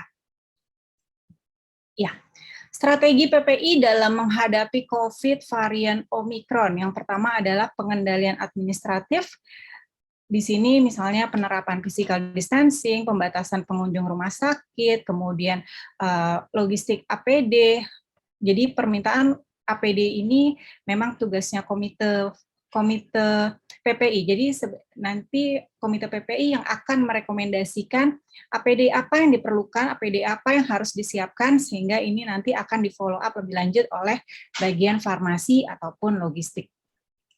Yang selanjutnya adalah pendidikan dan pelatihan. Di sini sudah sering kali kita lakukan di Wisma Atlet, jadi kami sebagai komite PPI tentunya akan lebih mudah mengedukasi dan menyampaikan pesan kepada teman-teman nakes ketika kita ini sudah satu visi, sehingga pada pelaksanaannya itu akan mempermudah kerjanya komite PPI. Kita sudah melakukan pelatihan PPI dasar lebih dari 60 personil dan akan dilanjutkan dengan PPI dasar batch yang kedua, dan kita juga sudah mendidik IPCN handal, kemudian kita juga melakukan pendidikan untuk IPCD kita. Nah, tentunya ini semua tidak kita kerjakan sendiri, kita bekerja sama dengan Wisma Atlet dan juga organisasi luar lainnya. Hal yang selanjutnya adalah kewaspadaan isolasi. Ya, di sini kita harus menerapkan kewaspadaan standar. Yang pertama, tentang kebersihan tangan, hand hygiene. Kita bisa melakukan kebersihan tangan dengan hand rub maupun hand soap atau dengan air mengalir. Yang kemudian yang kedua adalah bahkan untuk batuk ataupun bersin aja itu ada etikanya, sehingga tidak terjadi transmisi COVID-19 ke orang lain. Yang kemudian tentunya pemakaian APD yang tepat, dan yang keempat adalah Ini praktek injeksi bagaimana, penanganan pembersihan dan disinfeksi peralatan pasiennya bagaimana, kemudian pembersihan lingkungannya seperti apa, penanganan termasuk di dalamnya penanganan linennya bagaimana, dan juga pengendalian atau pengelolaan limbahnya bagaimana. Tentunya di sini PPI tidak bisa bekerja sendiri, kita butuh teman-teman, misalnya kesehatan lingkungan juga, untuk melakukan kewaspadaan standar, khususnya di sini adalah pengendalian lingkungan. Ya, ini hand hygiene yang tadi saya sebutkan masuk dalam kewaspadaan standar.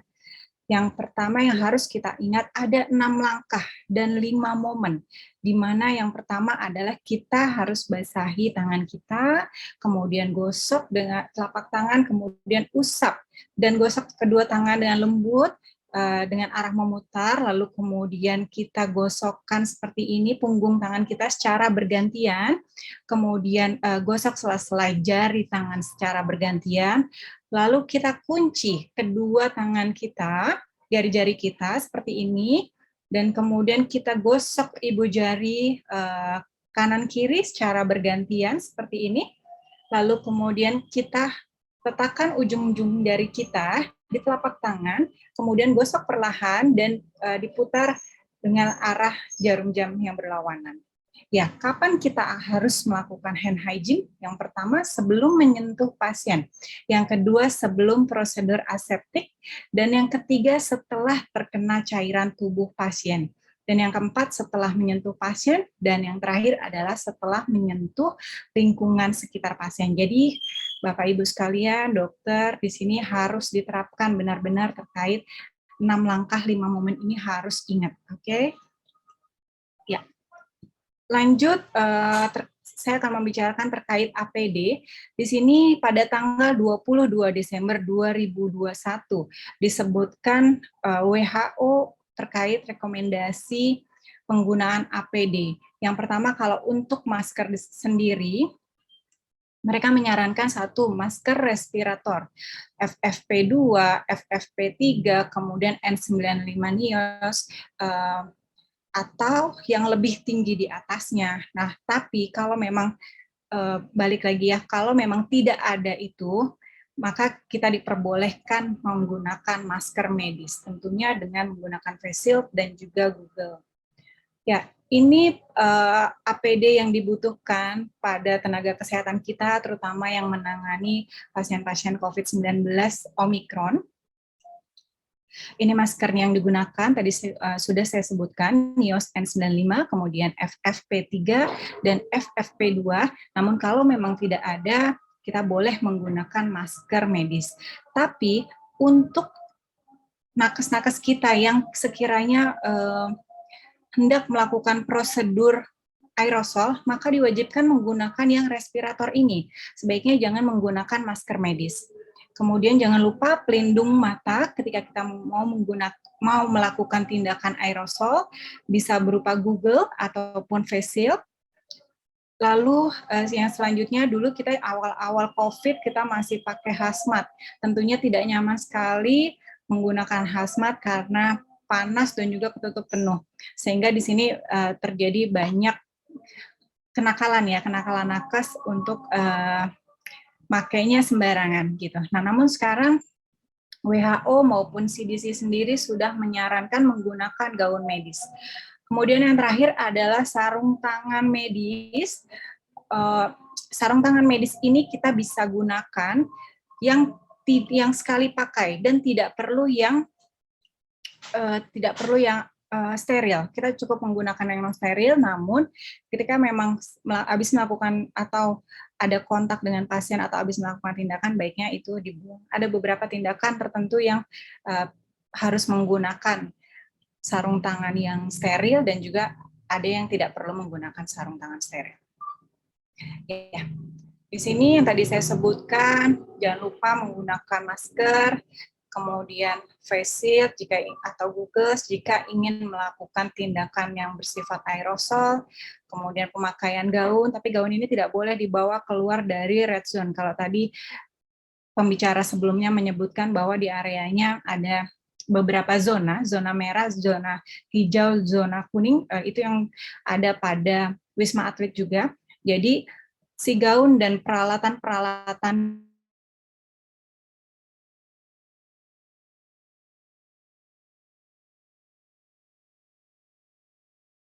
hingga ketika masuk ke zona yellow atau green zone sudah tidak dibawa lagi ke dalam gitu. Nah, yang terakhir adalah pakai, ini tadi saya mungkin belum menyebutkan terkait pemakaian sepatu. Sepatu di sini bisa yang pakai sepatu tertutup, seperti, mohon maaf saya menyebut merek, seperti model Crocs gitu. Kemudian, ya, itu tadi yang saya sebutkan untuk APD. Nah, sekarang pertanyaannya, apakah teman-teman di sini semua sudah menggunakan APD dengan benar? Kalau sudah, bagaimana cara makainya? Apakah sudah benar? Dan bagaimana cara melepasnya? Apakah sudah benar? Lanjut, bagaimana cara kita menggunakan APD? Di sini tentunya kita menggunakan pada ruang donning, di mana ruang donning ini harus dibuat nyaman, kemudian dibuat sebersih mungkin, kemudian harus minimal 1 sampai 2 kali dibersihkan, sehingga di sana tidak akan terjadi kontaminasi pada nakes-nakes kita. Karena menurut data yang ada, nakes-nakes kita ini banyak tertularnya di area-area ganti ataupun lepas APD. Yang pertama kita harus pastikan dulu, apakah APD kita sudah sesuai, sudah lengkap, sudah pas ukurannya, sudah sesuai atau belum sesuai dengan rekomendasi atau SPO yang ada.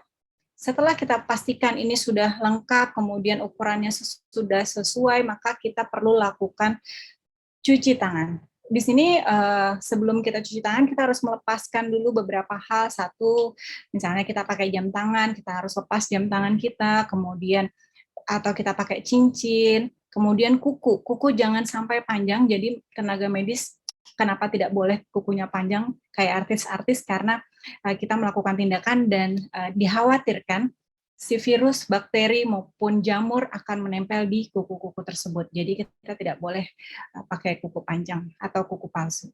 Ya, lalu kemudian kita lakukan cuci tangan sesuai tadi, 6 langkah, 5 momen. Kemudian kita menggunakan, langkah selanjutnya kita menggunakan gaun atau apron, ini tergantung kebutuhan. Kemudian kita gunakan masker, di mana kita harus melakukan fit checking. Kita tekan masker kita, kemudian kita coba dengan bernafas apakah ada udara keluar atau tidak.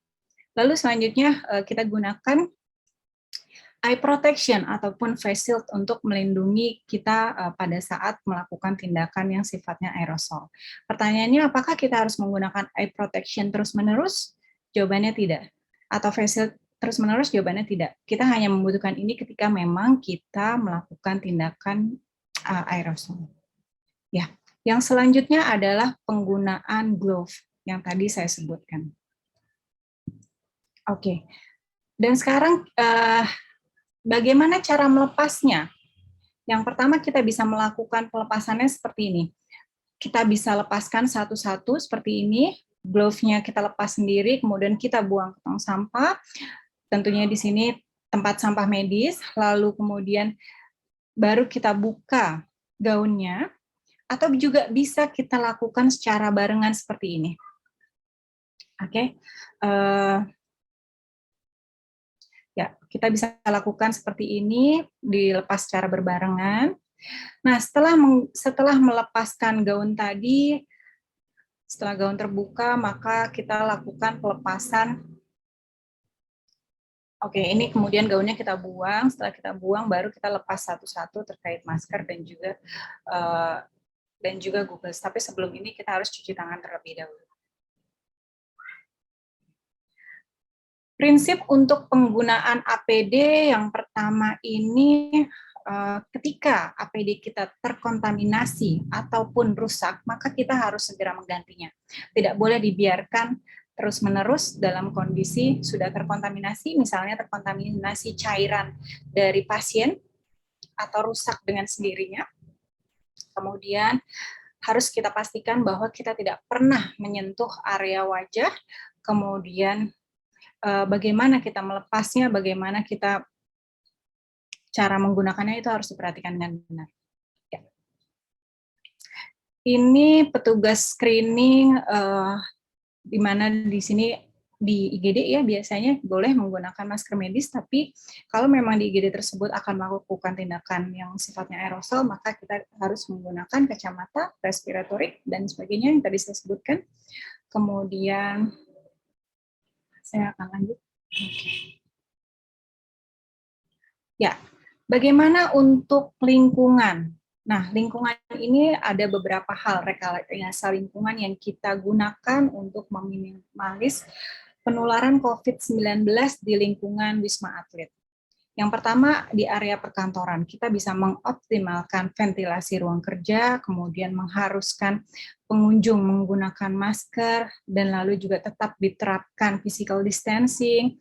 Kemudian kita juga harus menyediakan kelengkapan hand hygiene, seperti yang saya tadi bilang, bahwa kelengkapan hand hygiene dan kelengkapan yang sifatnya untuk pencegahan dan pengendalian infeksi ini yang menilai, yang mengaudit apakah sarana dan prasarana kita lengkap atau tidak, itu PPI. Nah, di sini PPI sangat berperan penuh terhadap ketersediaan sarana dan prasarana terkait hand hygiene.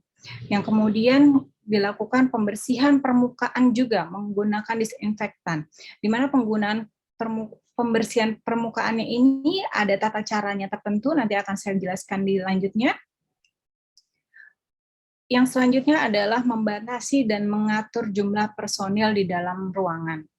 Nah, kemudian kita juga bisa mempertimbangkan penggunaan UVGI, ultraviolet germical irradiation, atau penggunaan HEPA filter.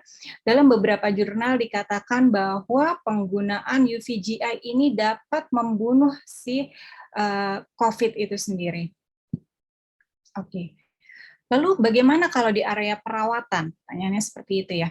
Di area perawatan tentunya kita juga harus mengoptimalisasi ventilasi ruang perawatan, kemudian kita menjaga temperatur suhu dengan kelembapan suhu antara 23 sampai 27 derajat, lalu kita juga harus mengatur kelembapannya 40 sampai 70%.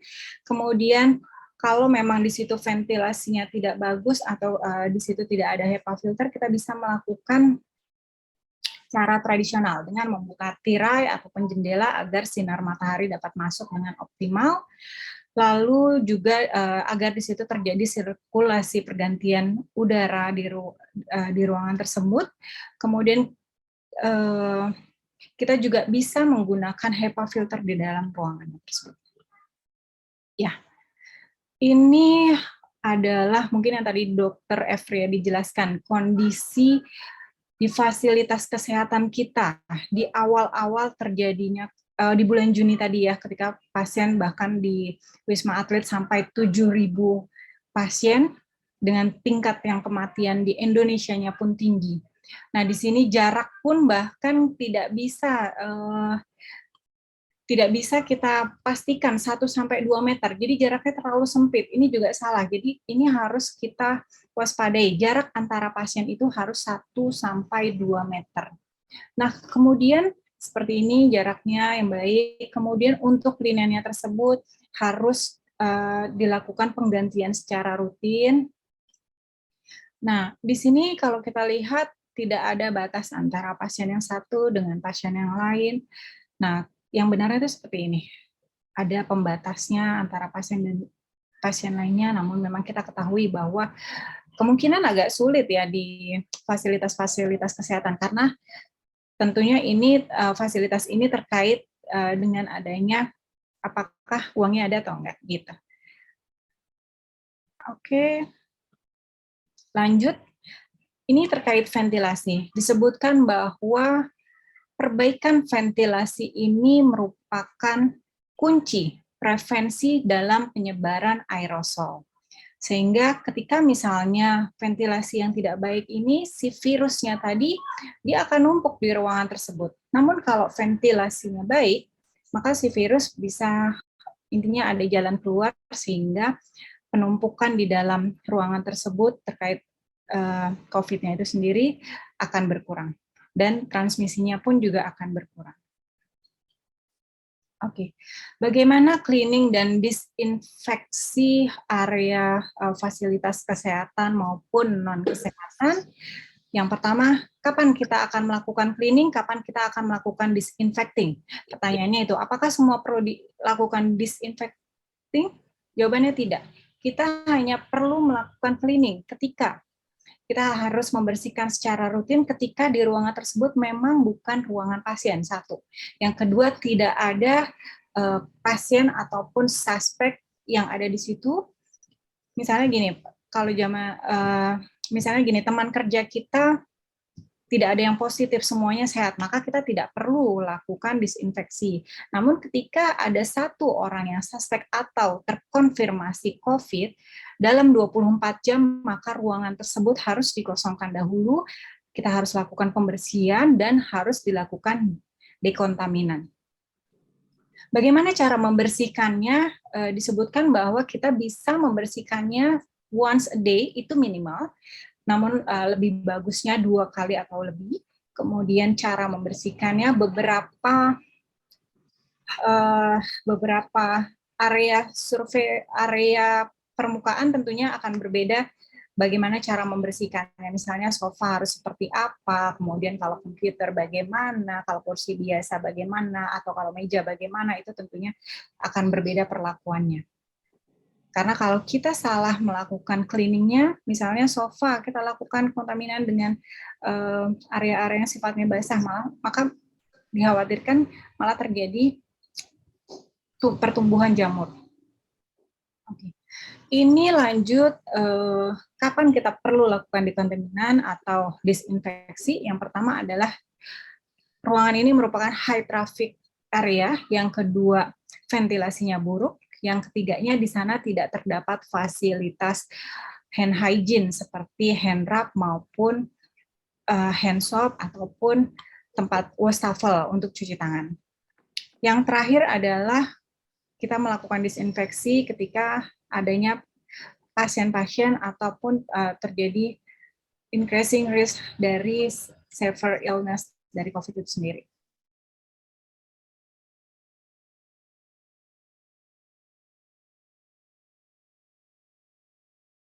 COVID di ruangan tersebut, maka kita harus segera membersihkan dan mendekontaminan ruangan tersebut ketika memang ini ditemukan dalam 24 jam. Namun kalau misalnya ini lebih dari 24 jam, kita hanya perlu melakukan pembersihannya saja.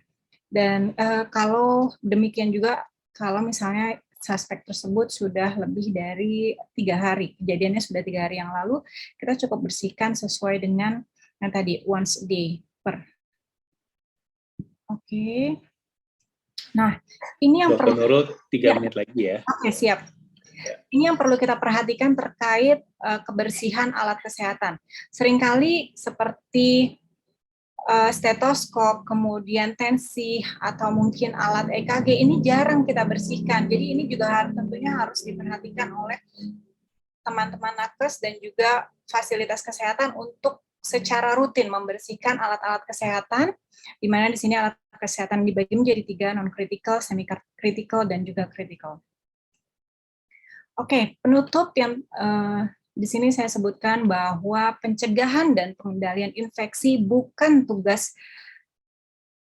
hanya tugas PPI, tapi seluruh orang, seluruh masyarakat harus ikutan dalam pencegahan pengendalian infeksi. Misalnya saja di area-area pasar atau di keluarga kita ada orang yang tidak patuh terhadap prokes, kita harus ingatkan, ayo gunain masker, ayo jaga jarak, dan sebagainya.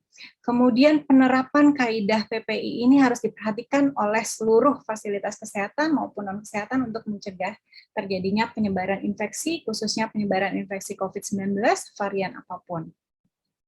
Ya, ayo kita terapkan 6M, memakai masker, mencuci tangan, menjaga jarak, kemudian hindari kerumunan, hindari makan bersama, dan hindari atau batasi mobilitas.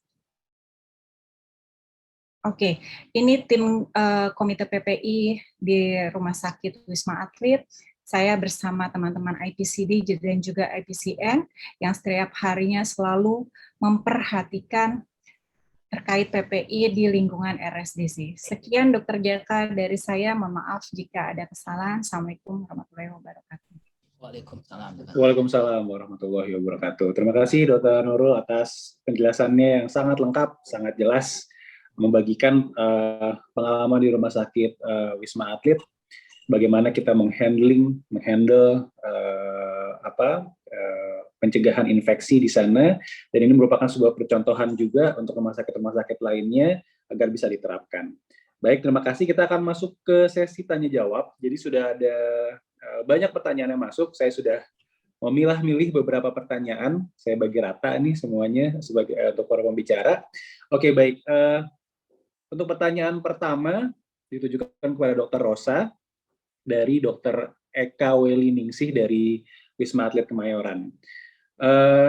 Siapa saja yang terlibat dalam anggota mitigasi, Dok? Dan kalau misalnya telah dilakukan mitigasi, tetapi ternyata kita mengalami banyak kendala, misalnya terdapat penumpukan pasien di ruangan, apakah di IGD, gitu ya.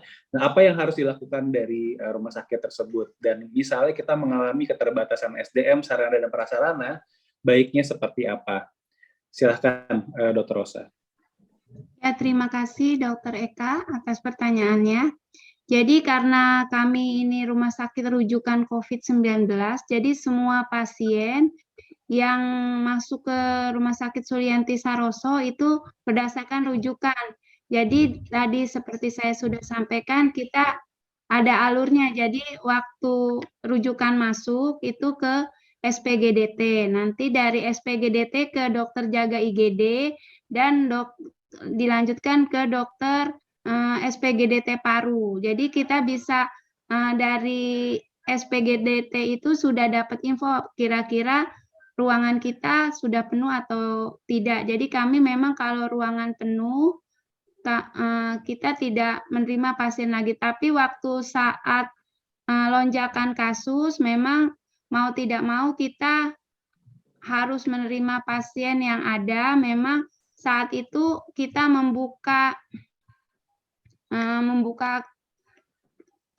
kemah di depan IGD.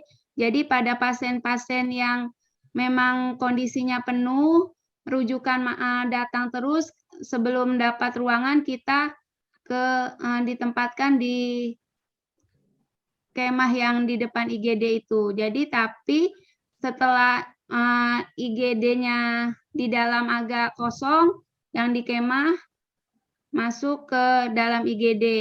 Nanti kita lihat lagi kalau ruangan penuh, sudah kosong, berjalan terus alurnya seperti itu. Baik, jadi memang karena sifatnya rujukan ya Dok, jadi bisa mengatur kedatangan pasien ya Dok, agar tidak terjadi penumpukan. Dan kita sediakan juga tenda-tenda kemah ya di depan rumah sakit Dok. Baik, untuk Dr. Rosa, pertanyaan berikutnya Dok dari Dr. Megawati di Jakarta. Nah, apakah petugas yang bekerja di zona merah diharuskan karantina, Dok? Misalnya seperti di Wisma Atlet kan seperti itu ya. Jadi, bagaimana dengan PPDS yang stase di RSPI? Apakah yang di zona merah itu harus tinggal di sana atau bisa keluar masuk? Karena kan nanti yang dikhawatirkan adalah bisa membawa keluar masuk virus ke luar rumah sakit. Ya, terima kasih Dr. Mega atas pertanyaannya. Jadi kami di Rumah Sakit Sulianti Saroso itu kita pada petugas-petugas yang memang rumahnya jauh dari rumah sakit, itu kita rumah sakit menyediakan hotel di dekat rumah sakit. Jadi banyak petugas yang memang stay di hotel tersebut, tapi memang tidak wajib petugas yang bekerja di zona merah itu untuk ditempatkan di tempat tertentu, bisa pulang ke rumah, karena seperti disampaikan kita sudah melakukan prokes kesehatan dengan memakai APD yang sudah mungkin sudah sempurna. Jadi untuk kekhawatirkan kita menularkan ke keluarga kita yang di rumah mungkin agak kurang. Jadi tidak wajib petugas yang bekerja di zona merah itu ditempatkan di tempat khusus atau tidak pulang ke rumah.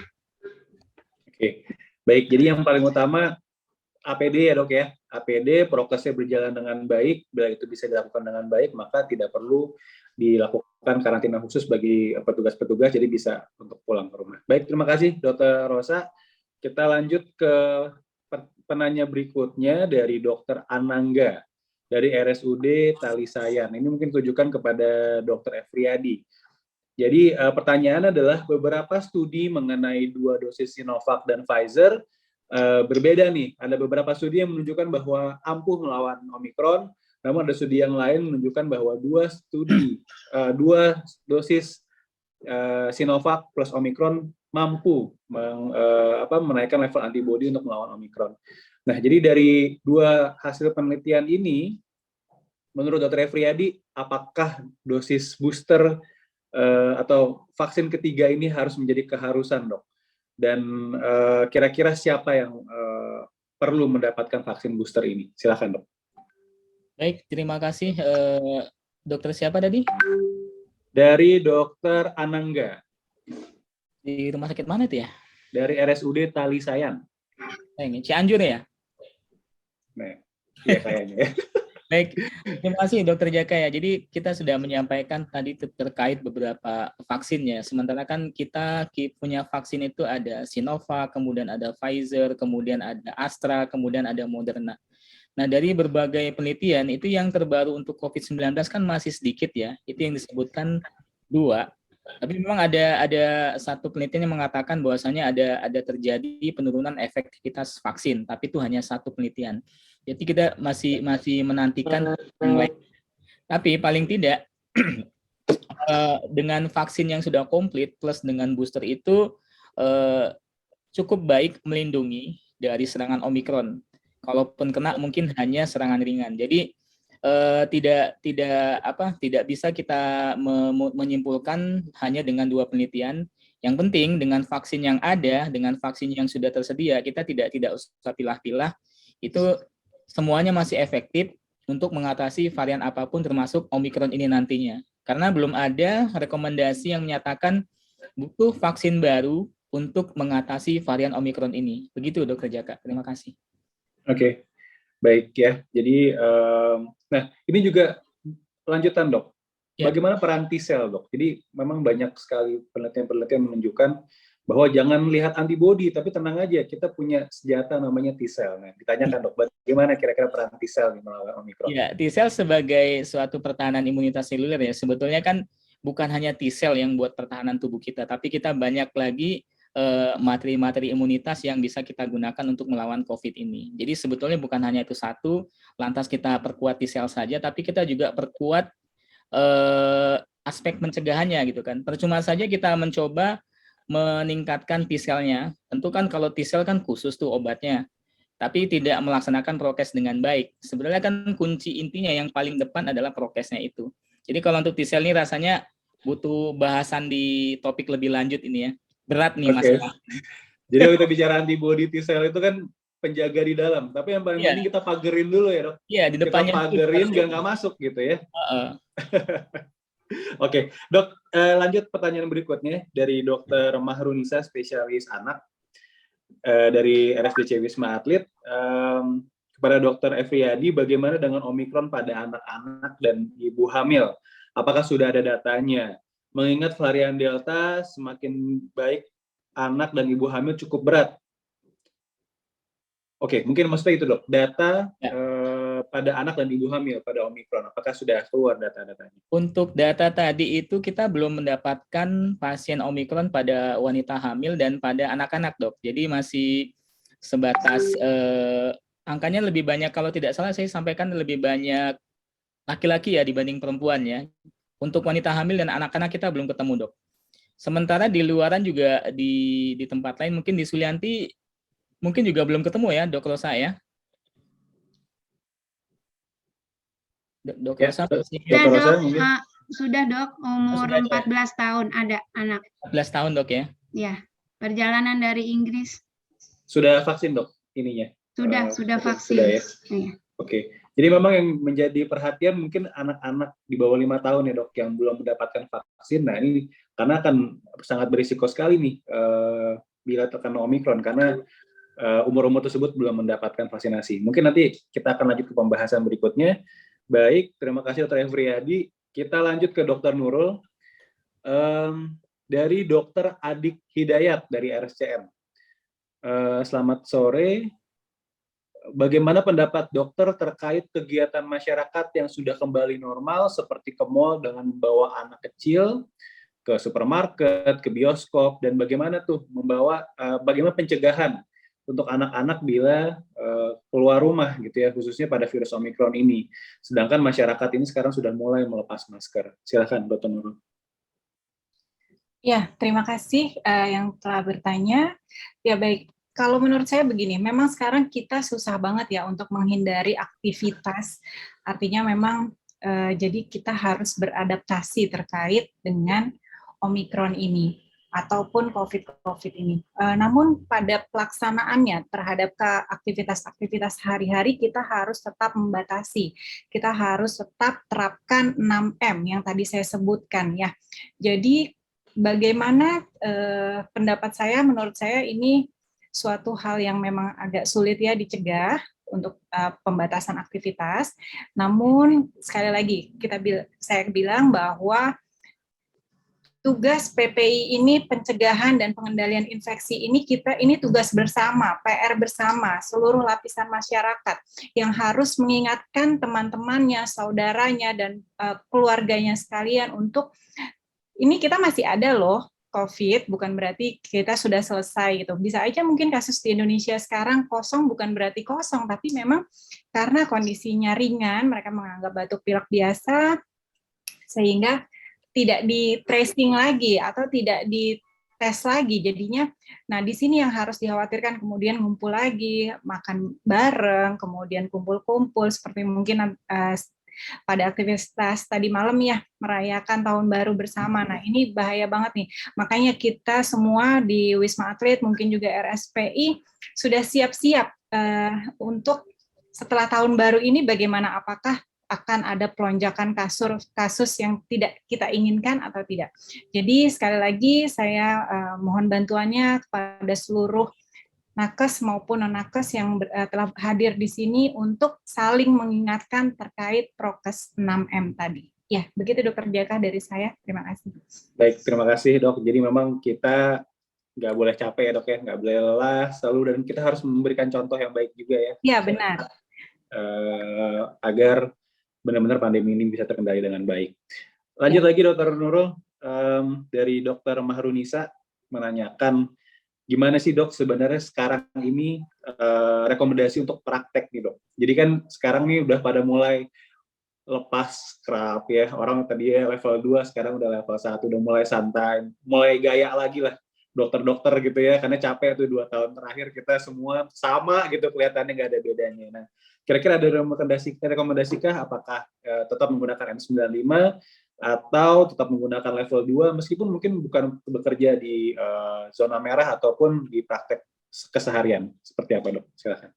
Oke, dalam pelaksanaannya kita tetap ya mau tidak mau ya, kasus tadinya memang awal-awal kasus-kasus non-COVID malah cenderung turun karena orang takut semua berobat ke rumah sakit, takut semua datang ke rumah sakit, bisa takut kena COVID atau malah takut di COVID kan gitu ya, kondisi yang ada saat itu. Nah, namun saat ini seperti yang saya bilang tadi, kita perlu lakukan adaptasi terkait adanya pandemi ini. Salah satunya adalah kita harus tetap menggunakan APD. Kemungkinan kalau misalnya di poli, karena kita tidak melakukan tindakan yang sifatnya aerosol, maka kita bisa menggunakan masker bedah saja cukup. Apakah perlu pemakaian gaun? Gaun sebenarnya juga kalau memang kita tidak ada tindakan yang sifatnya sifatnya akan menularkan atau akan terkena cairan pasien, maka kita nggak apa-apa sih sebenarnya pakai baju biasa, hanya maskernya saja gitu. Cukup dengan masker bedah saja, namun untuk pemakaian lebih dari itu, artinya misalnya N95 itu lebih baik lagi gitu. Terima kasih. Oke, baik Dok. Jadi ya seperti kita masyarakat pada umumnya Dok ya, yang paling utama adalah masker, dan memang bila ada tindakan yang berlebih khususnya cairan tubuh dan lain halnya, maka kita baru upgrade untuk pelindungan berikutnya. Baik, terima kasih kepada ketiga narasumber yang telah menjawab dan telah menjelaskan materi-materi pada hari ini. Terima kasih banyak. Kita menambah wawasan di hari liburan ini, ya. Jadi hari libur ini menjadi sangat bermanfaat. Ya, semoga ilmu yang kita dapatkan bisa berguna dan bisa kita share, kita bagikan pada keluarga kita, pada teman-teman kita, bahwa pandemi ini belum selesai. Omikron memang penularan sangat tinggi, namun kita juga terus update, harus terus ikut memantau bagaimana perkembangan kasus ini, dan prokes harus terus berjalan. Baik, terima kasih sekali lagi. Saya kembalikan ke MC. Wassalamualaikum warahmatullahi wabarakatuh. Waalaikumsalam warahmatullahi wabarakatuh. Baik, terima kasih kepada moderator dan narasumber yang telah mengisi acara pada hari ini. Kami mohon maaf kepada para peserta karena tidak dapat menjawab seluruh pertanyaan yang diberikan, dan terima kasih atas antusiasme yang telah diberikan. Diharapkan dengan adanya webinar ini dapat menambah pengetahuan dan kewaspadaan kita terhadap varian Omikron virus 19. Untuk agenda setelah ini akan diadakan sesi foto bersama. Mungkin untuk para peserta dapat membuka kameranya masing-masing.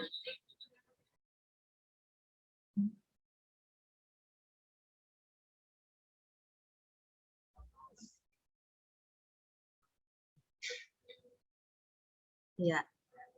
Dr. Jaka nih belum on kameranya. Ya. Baik, dalam hitungan ketiga akan melakukan foto bersama. 1, 2, 3, mungkin pose. Baik, untuk halaman kedua, kita lanjutkan.